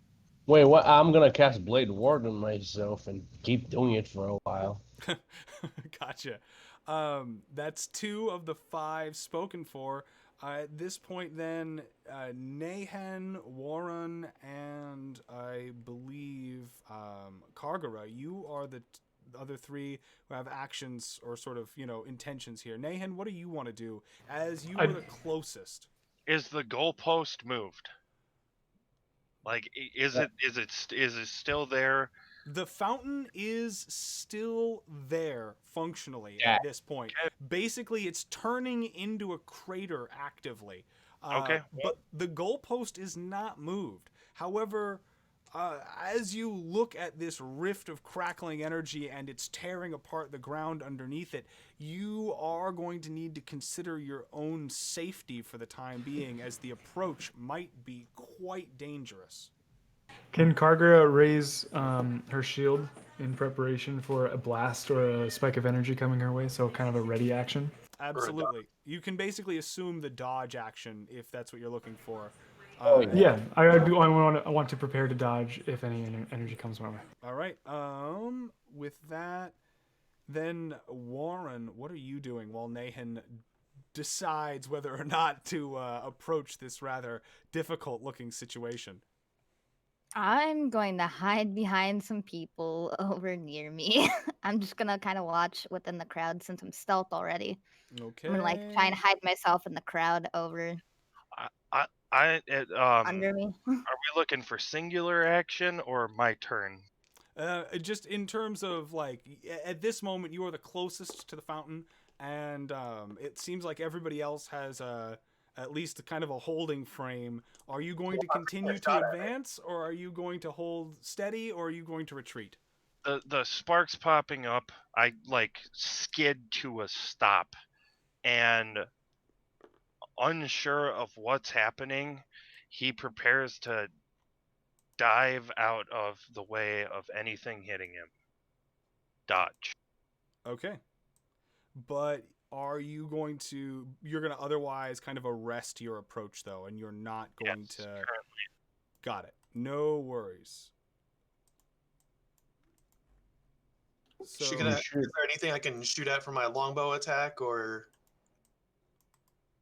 So at the moment, there is nothing that really there seems to be to shoot at until within this void you begin to see form the image of, much like Nenton the Wizard saw, a negative space inside of this massive column of energy, as if there is an individual standing inside of it, and only their silhouette makes them visible.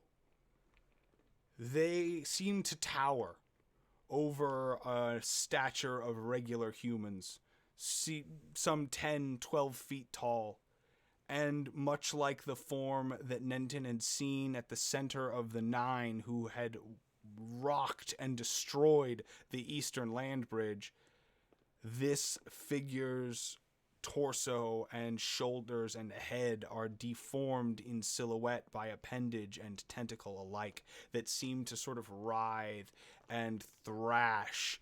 And as you can tell by the way that their silhouette seems to move, they appear to be surveying the scene around them. Well, dude, it's time for the bold action plan. Go in there, dash for it, and touch the fountain. Finish the quest. You have Shield of I don't Faith and know if we can Guidance get still. that Yeah. close. And I cannot do it. I'm if too the far. if the figure looks like it's about to do something hostile, like fire up a spell, I'll shoot him and try to break his concentration. Okay. So you're going to continue to press forward, Nahan, and then just try your best to otherwise stick and move, as it were? Yep. Okay. Bob and weave, and I'm focusing on dodging and going full speed. All right. Nahan, Wait, am I? Sorry, Warren, I didn't mean to cut you off there. Sorry, I said, am I stealth enough to be able to get towards the fountain without the being seeing me? That depends on whether or not it relies on entirely sight alone for its perceptions. That is, of course, your call to make. I might, for now, just stay hidden in the crowd. Okay. Not a bad course of action. I'd like to press forward with Nahan. Okay, you're gonna get up to Nahan and move forward with them. Godspeed, dude. It's time for bold action. Okay, so... Yeah, I'm going to move with him. All right, then as you both get within 30 feet of this fountain, let me go ahead and take that measurement. That is where things go from interesting to just straight madness, as this creature is looking around and seemingly, judging by its posture, it's almost gloating.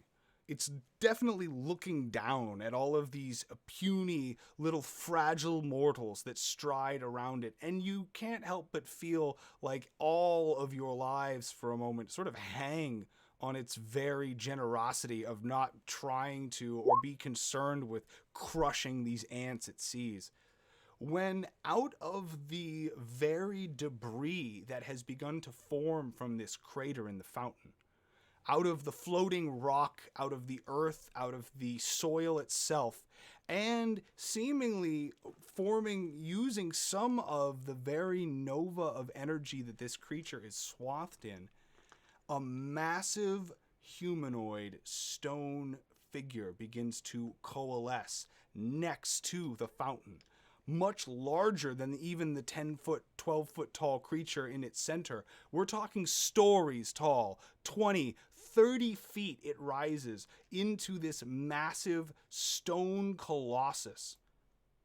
As this is happening, Nahan and Kargara, you both have a chance to begin moving forward, but I don't know if you necessarily want to, so I'm not forcing the action. As you see this figure begin to form next to the figure in the fountain. What are you going to do?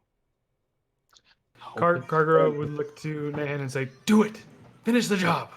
Charge. 30 feet. You are the I can bold get action there man. and place my hand on the well. All right. As you charge up, I am going to need a dexterity saving throw. As you draw near to the creature in the center of the energy, and it seems as if one of its tentacles, preternaturally aware of your approach, shoots out, and less in a physical form and more as that of coalesced energy, attempts to strike you in the chest. And that is going... Ooh, yeah, good question. Advantage from the dodge? It is going to give you advantage from the dodge. I'll take that one. Boom. Yes. All right. Yes, So bold that action. is going to be enough to spare your life. However, you will watch as, unfortunately, your companion Nahan is struck. And you are going to take... I'll spare you the actual number, but it's upwards of 35 points of damage, which is going to basically drop you to 0. And I'm going to need a death saving throw, but you are next to this fountain, inches away from it. If your companions can get you awake for just one round, you will have the $250 prize. That is one failure of the death saving throw. And as you see Nahan go down, rocked by this bolt of lightning manifested by this tentacle, so too now you see the massive stone golem is the best way to describe this colossus, this makeshift sort of inanimate warrior begins to aggressively posture itself towards the creature at the center of this town. And Can I cast Healing Word in this time? Yeah. Or indeed you can. And with that healing word, I'm going to ask for initiative rolls. Clarification on one thing. You said the stone giant is looking aggressively at the figure in The energy being, yes. Yeah. Okay, the giant might be friendly? Might at least hostile to the All creature. right, I'm not going to queue up the initiative tracker just yet because we might not, depending on how things play out, have to get into this. And since the rogue had a hostile action taken against him, can my held bow action to shoot the guy in the center go off? Yes, absolutely. You can go ahead and make that roll. I'm clearing out Probably not. previous Sorry, I had to initiative reroll. order. Unless he's secretly a zombie or a gelatinous cube, I don't think that's going to hit. 18, 6, 4. I think I'm missing one of these player initiatives. No, you got... you've got 5... 1, 2. You've actually got 6 initiatives. Someone rolled twice. Not No, that roll didn't go in. No, There's because I one think missing. that one of them, the tracker's just having a On the hard time tracker. updating. 13. might be mine. It looks like an 8. Yeah, it's Kagura. Now, I'm the troubled one. You that's probably no didn't problem. select your token before you hit roll initiative. That's probably Yeah, just click the token. happened. Okay. My fault. Kagura, you're in at an 8. So it looks like the healing word is going to go off. Combat is going to take effect. And let me add these turns really quick. I need to shift this back to the token layer. Come on, so Okay. close.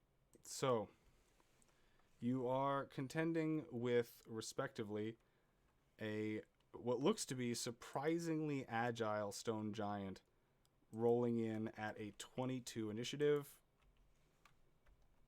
Holy moly. I really hope he's on our side. Do we have any clues as to whether he's hostile towards us or no? Well, yeah, he said that he's... Oh. gesturing threateningly to the creature in the energy, which is definitely our enemy. All right, this creature is going to use one of its abilities and re-roll its initiative in order to get something a little bit more manageable. And it's going to get a fucking 19. That was the F word. That was my one F word. It was out. I said it. All right, and we're in game. All right, that is... Oh, Nahan, you only got an 18. Oh, rough. Okay. So I thought you were going to maybe pull out another miracle there.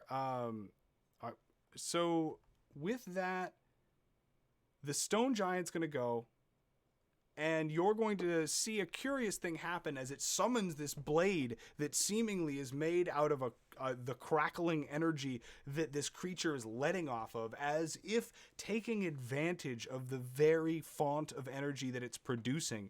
And with this blade having been pulled from the mass and clutching it like it would the base of a greatsword, it attempts to drive it into this creature.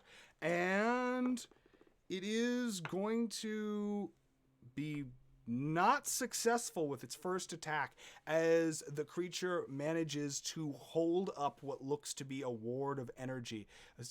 The sort of glyphs of power emerging into the air themselves, into the air itself, and creating a shield with which to deflect this creature's massive blow, which in and of itself sends tents scattering. It sends dirt flying into the air and causes a shockwave to ripple across the ground. This creature's strikes are so massive. Nahan, go ahead and give me a dexterity saving throw, lest you be unfortunately jostled maybe 5-10 feet from your current position. You are successful, and you are only thrown a couple of feet, and so are technically still within the same tile. You are still down, however. Do not think for a moment that that has changed. And it then goes to the golem's second attack, and that's a natural critical. So as a result, you're going to see this thing manage to, with its second attack, come at the side of this massive creature and deliver a blow that seems to now both shock it and the column of energy connecting it to the sky, sending this cracked ripple of obsidian-colored lightning emerging from its center, and accompanying it another thunderous crack that shakes the earth again. And Nahan, dexterity save or be moved 5 to 10 feet. Oh shit. All right, you are moved 5 feet. You are one tile away now from the stone center of this. It goes to the energy creature. It is not concerned with the stone golem, but it is going to engage instead in trying to complete what it started and managing to just nail its concentration check despite the damage and what looks to be its energetic dark life fluid seeping into the sky and causing all manner of sort of just weather effects, as well as these piercing noises in the air. And you are going to see it finish its ritual. This means, unfortunately, what happens is there's a massive flare from up above in the sky, and as the energy pushes downwards and there seems to be this swell in the column that drives into the ground itself, the creature disappears into a thunderclap, leaving behind it only a smoking crater where it once was.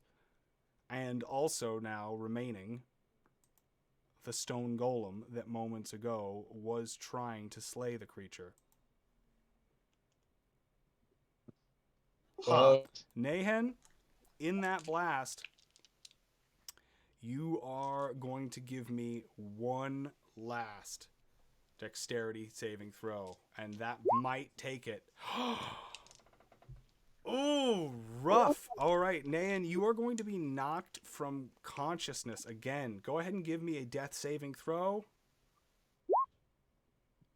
Oh, That is no. unfortunate. That is 2 automatic failures. You have 1 still with you, as you also see with your companion getting scoured by this energy blast, so too do all of the tents and townsfolk in this what is bomb blast that goes off and ends up just absolutely annihilating those present. I'm also at this point going to need Kargara, and let me take a measurement here, but maybe some of the other party members to also join. Yeah, Kargara, you're at 30, and is anyone else within 45? Dexterity, you said? Dexterity saving throw. It does not look like it. And Nope. oh, That's pretty Kargara, neat. you are. This is not going to go well. You take a total of.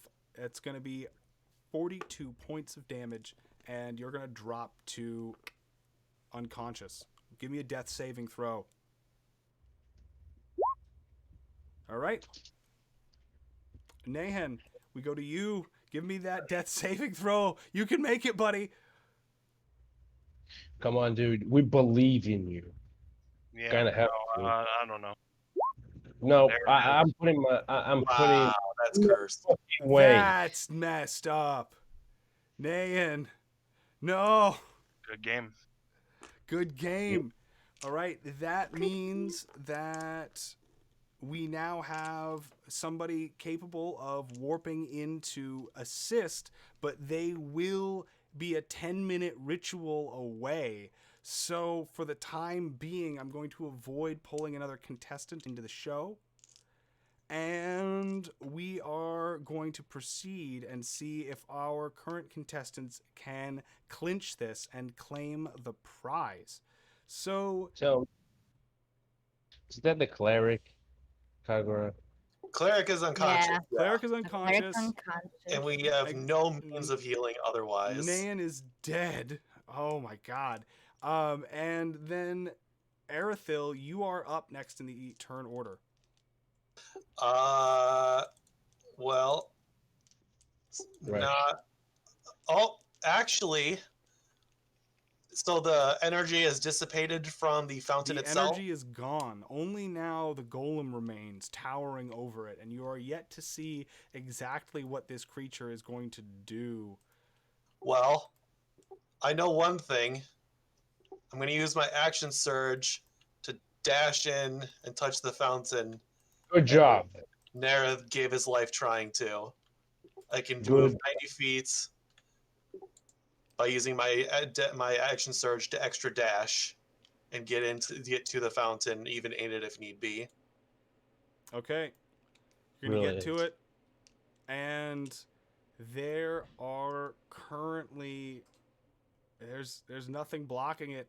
Arathil, as you draw near, you are going to, unfortunately though, be looking up at this stone golem. And it is going to, before you get to the fountain, say, "Stop!" in a common tongue that rattles the sky and your chest. Are you going to listen to it? Will it get to attack me before I touch the fountain? Does it have a reaction that has not burned? Well, it definitely didn't ready in action. It definitely did not ready one, but does it have a reaction that it has not used? Can I insight check it? You can attempt to. It is a massive inanimate golem made of debris and swirling energy, wielding a more like- lightning sword, but you're welcome to trust see me. if you can get a cut of its jib. Well, it's Sure. more like to see if I think it can get me before I touch the fountain or not. All right. Trust your intuition. Yeah, it's like, Arathil, will this cut me down before I get to the fountain if I proceed, or can I just like tap it and back off? so if you look look at this creature and the way that it's sort of sitting and poised, you think that it likely has capabilities that you have yet to see. However, it did just manifest itself and go all out while seemingly maybe smashing to bits or banishing or otherwise discouraging the presence of some otherworldly being that was meddling with the very planes themselves. So it's probably not got anything left in the tank for its action economy. All right. I will touch the fountain. Can And Alright. if I have 5 feet left, I will step back after touching it. After you touch what remains of like the 2 stones of this fountain that are now otherwise just completely obliterated, that is going to be it in terms Nice. of winning the prize money. Yeah. That is the first quest completed.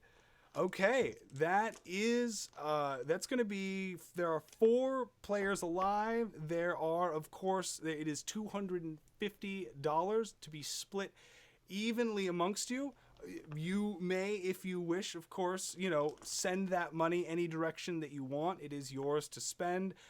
Just let me know who you would like it directed to before it ends up going that way. You are capable of receiving this money through either check/mail order, or for those of you who are more comfortable with it, I both have Venmo and PayPal and Cash App and whatever weird $ electronic tunnel that you can scream money through these days. I'll sign up for it and get you the money. All right, I'll give you my PayPal account maybe tomorrow so we can do this formally. Sure, that sounds great.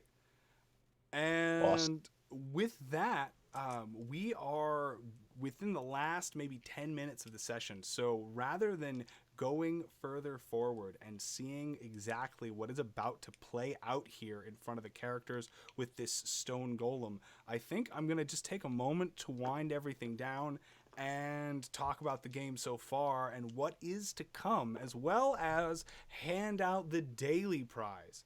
We have more contestants in this session than we've had in any session up until now, so that is worthy of celebrating, and I'm glad that it seems to be that reinforcement that pushed the Guild of Mazes over the edge and was able to claim the prize. Now the next prize escalates to $500 for the first team of adventurers to step foot inside of the dungeon that lurks beneath Hope's Rise. And that's the capital T, capital D, the dungeon. There are many dungeons and other smaller labyrinthine structures both in the ground and above the ground, situated in the wilderness and the various caves and mountains around this town. But we are talking the one the Guild of Mazes seeks, the one that seems to probably have something to do with this ancient primordial consciousness trapped in crystal, as well as this energy being and this massive towering golem that must have been summoned by some spellcaster of some kind, or worse yet, maybe that's actually just this creature's true form. And there are a number of questions to be answered. We have now brought into question the Prince of Ogres, one Kurgan. It's a name with few vowels. One Kurgan Throatsworn, who seems to be organizing the giantkin, goblins, orcs, kobolds, and any of the otherwise humanoid ne'er-do-wells who inhabit Hope's Rise and its surroundings, looking to accomplish some sort of deed or great harm likely to the entire community at the behest of these cloaked individuals that the kobold lacked the descriptive language to describe, other than being vaguely fish-like and not short enough to be courtois, as our fighter intuited earlier. So from there, that moves us on to the issue of our daily prize. We have the Spider-Man Jasper or the Chevron Amethyst to give away. Based on what transpired today, I'm going to roll a die, and I'm going to do it into chat so that this is above board and no one can accuse me of favoritism. And I'm going to split it between either Nahin or Salkaline, or rather Kelifin, who perished earlier. I think both of them really could deserve a stone in compensation for the way that they went out, as it was so down to the line. Both of them rolling critical failures on their death saving throws and going out. I did not expect that to happen. I imagined Kelifin was going to get swooped up by all of those like bar patrons in the nick of time because he had just managed to get far enough inside of the building, and Nahan had 3 death saving throws. What were the odds of 2 critical failures on that? I mean, I was gonna give $50 of my prize to our rogue for that last bold dash, anyways. I was gonna split mine too. Because I have all of you here and no pressure, I will encourage you to discuss that privately, because I don't want to apply public pressure as to like, oh, everyone's donating their money, but somebody wants to keep theirs. But if you all want to, enrich either other contestants from this evening, whether it was the one that just died, so that you all might live, or the ones who've come earlier and paved the groundwork for you all to have the equipment and money and resources that you do now, I'm more than happy to facilitate that. Just kind of let me know, and then that way I can announce it actually either with the uploading of this video or at the beginning of next session. Understood. Might keep it for the next session, just for the suspense to hang in the air. All right, and so at the moment, though, I will say that we have 4 winners. Where the prize money goes, I will not necessarily, I won't announce unless that's kind of otherwise discussed by the players. I'll just say that the 4 of you have won, and that the prize money is being split amongst you. Whatever you choose to do after that is going to be a private arrangement, because I really don't want anyone to feel bad and have their heart set on getting that money, and then all of a sudden, like, there's social pressure from the rest of us to give it up. So whoever was here earned it, but you're more than free to try and compensate your other guildmates. 1 second, I need to roll into chat. I'm going to roll, because I just really like D100s. So I'm going to say 1 to 50 is going to be our friend who went out first, which is going to be Kelifin the Wizard. And then I'm going to say 51 to 100 is going to be our friend who just went out in a tragic death, so close to the finish line. All right. The stream can't see it, but that was under 30. So the stone is going to go to our wizard who went down earlier, Kelifin, who also right now is going to, well, at the moment they're the longest lived character. Obviously, I think, yeah, well, I mean, not longest lived, I guess, but they're, because Bach was also 1 for 1 with that spawn. So never mind, that doesn't apply. Aerithil's still alive. Yeah, Aerithil is still alive as well. For the moment. Right. Do we have? Is Salkaline still in the building? Because I would like to get him back on chat and see. Just popped into the Discord thing. Salkaline, there he is. Welcome. You have just won the daily prize by luck of the dice. You are going to get to choose between the Spider-Man Jasper or the Chevron Amethyst. Both are valued at about $40 to $50 USD. And so, I mean, in a lot of ways, are about equal to the prize money that the players are splitting right now. So you can select either one with either choice of brown or black, a bolo cotton band. Which one would you like?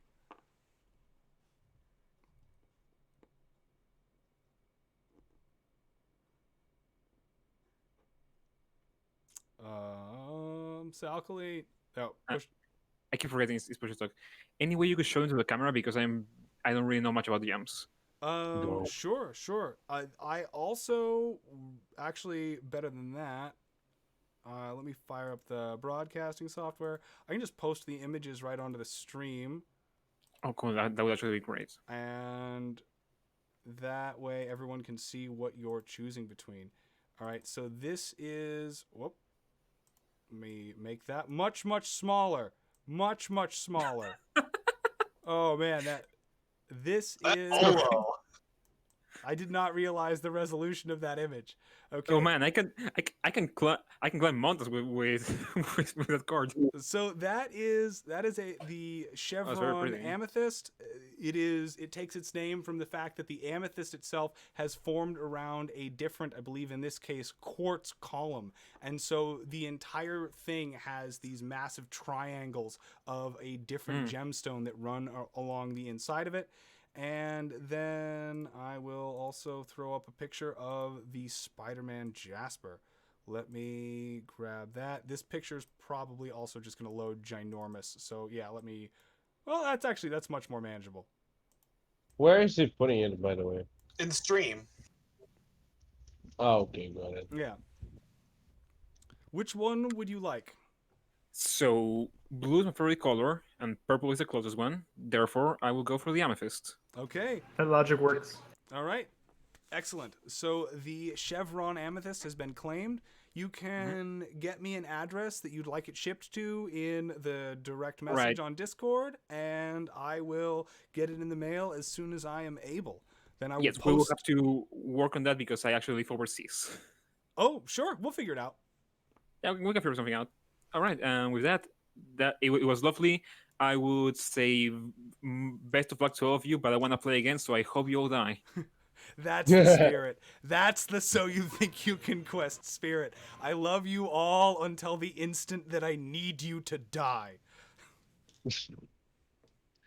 And so is the case. It's fair. We all think the same way. Sure. So that being done, it's worth noting that you Ninja, aka Warren. Oh, that got the stream got skipped around on me there at the last minute. I didn't realize. Warren, you are going to be back in a permanent player seat now, as well as we have still Arathil, and then Vin, because you were in the 5th player seat, you're going to get turned over next week. Unless you have, we've got an opening right now because Nayan just died, so you can slide into that if you want. So if you're available this coming Sunday, then we've got the 4-player seats filled. Yes, I am. Okay. And actually, I will, since I won a daily and won in this prize, I will step aside to let someone new take the reins and re-enter the dice pool. All right, then that means we have 2 open player slots for this coming Sunday, which we will roll for live that day as it happens, depending on who is available. So we'll take that as it comes. And in the meantime, I'm just going to do a quick wind down and remind everyone out there that all of the proceeds of this stream that we're generating, 100% of it for the first couple of months and a significant portion thereafter are all going to help rotating community charities. And the adventurers that you've seen adventuring today are all doing so out of their own free time and their literal love of the game. And I guess if you'd like to support, is the next natural step there. You can either just like and subscribe, spread it around on Twitch, YouTube, Instagram, Facebook, all of the things. This show also has a Patreon account that even for the price of $1 can start weighting your draw chance so that if you get missed or skipped over, you get an increased chance of draw until you become an inevitability and not just a random chance.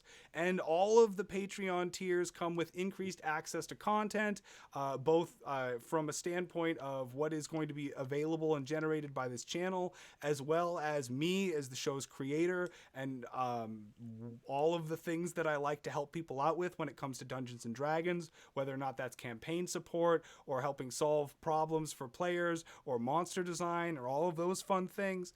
And then as you go up in the Patreon tiers, you also get increased chances to draw until at the highest levels, you're probably going to be playing every 4 or 5 sessions at least.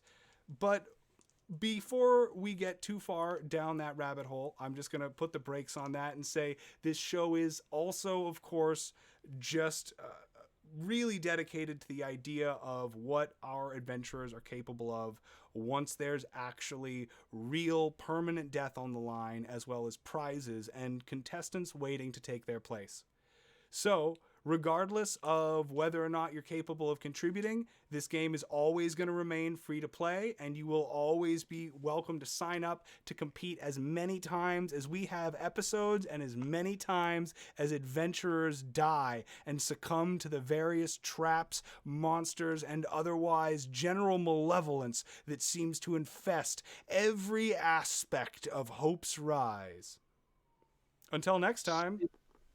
Speaking of which, there's the essential question nobody asked. Did we level up? That I am going to calculate, but it is possible. I'm not going to say it's for sure, but there is a chance that everyone might be coming into the next game at level 3. I need to go over that kobold fight and see how much experience that generated, because that will or will not tip you over the line. If you are very, very close regardless, and likely the first encounter of the next session will push you into 3rd level if you are not already there. But I'm about to close out the stream. The players are welcome to hang out in the active questing channel afterwards and chat. And I believe there's only one other thing to say, which is, so you think you can quest? And here we have reached the end of our tale. For now. Join us next time on So You Think You Can Quest.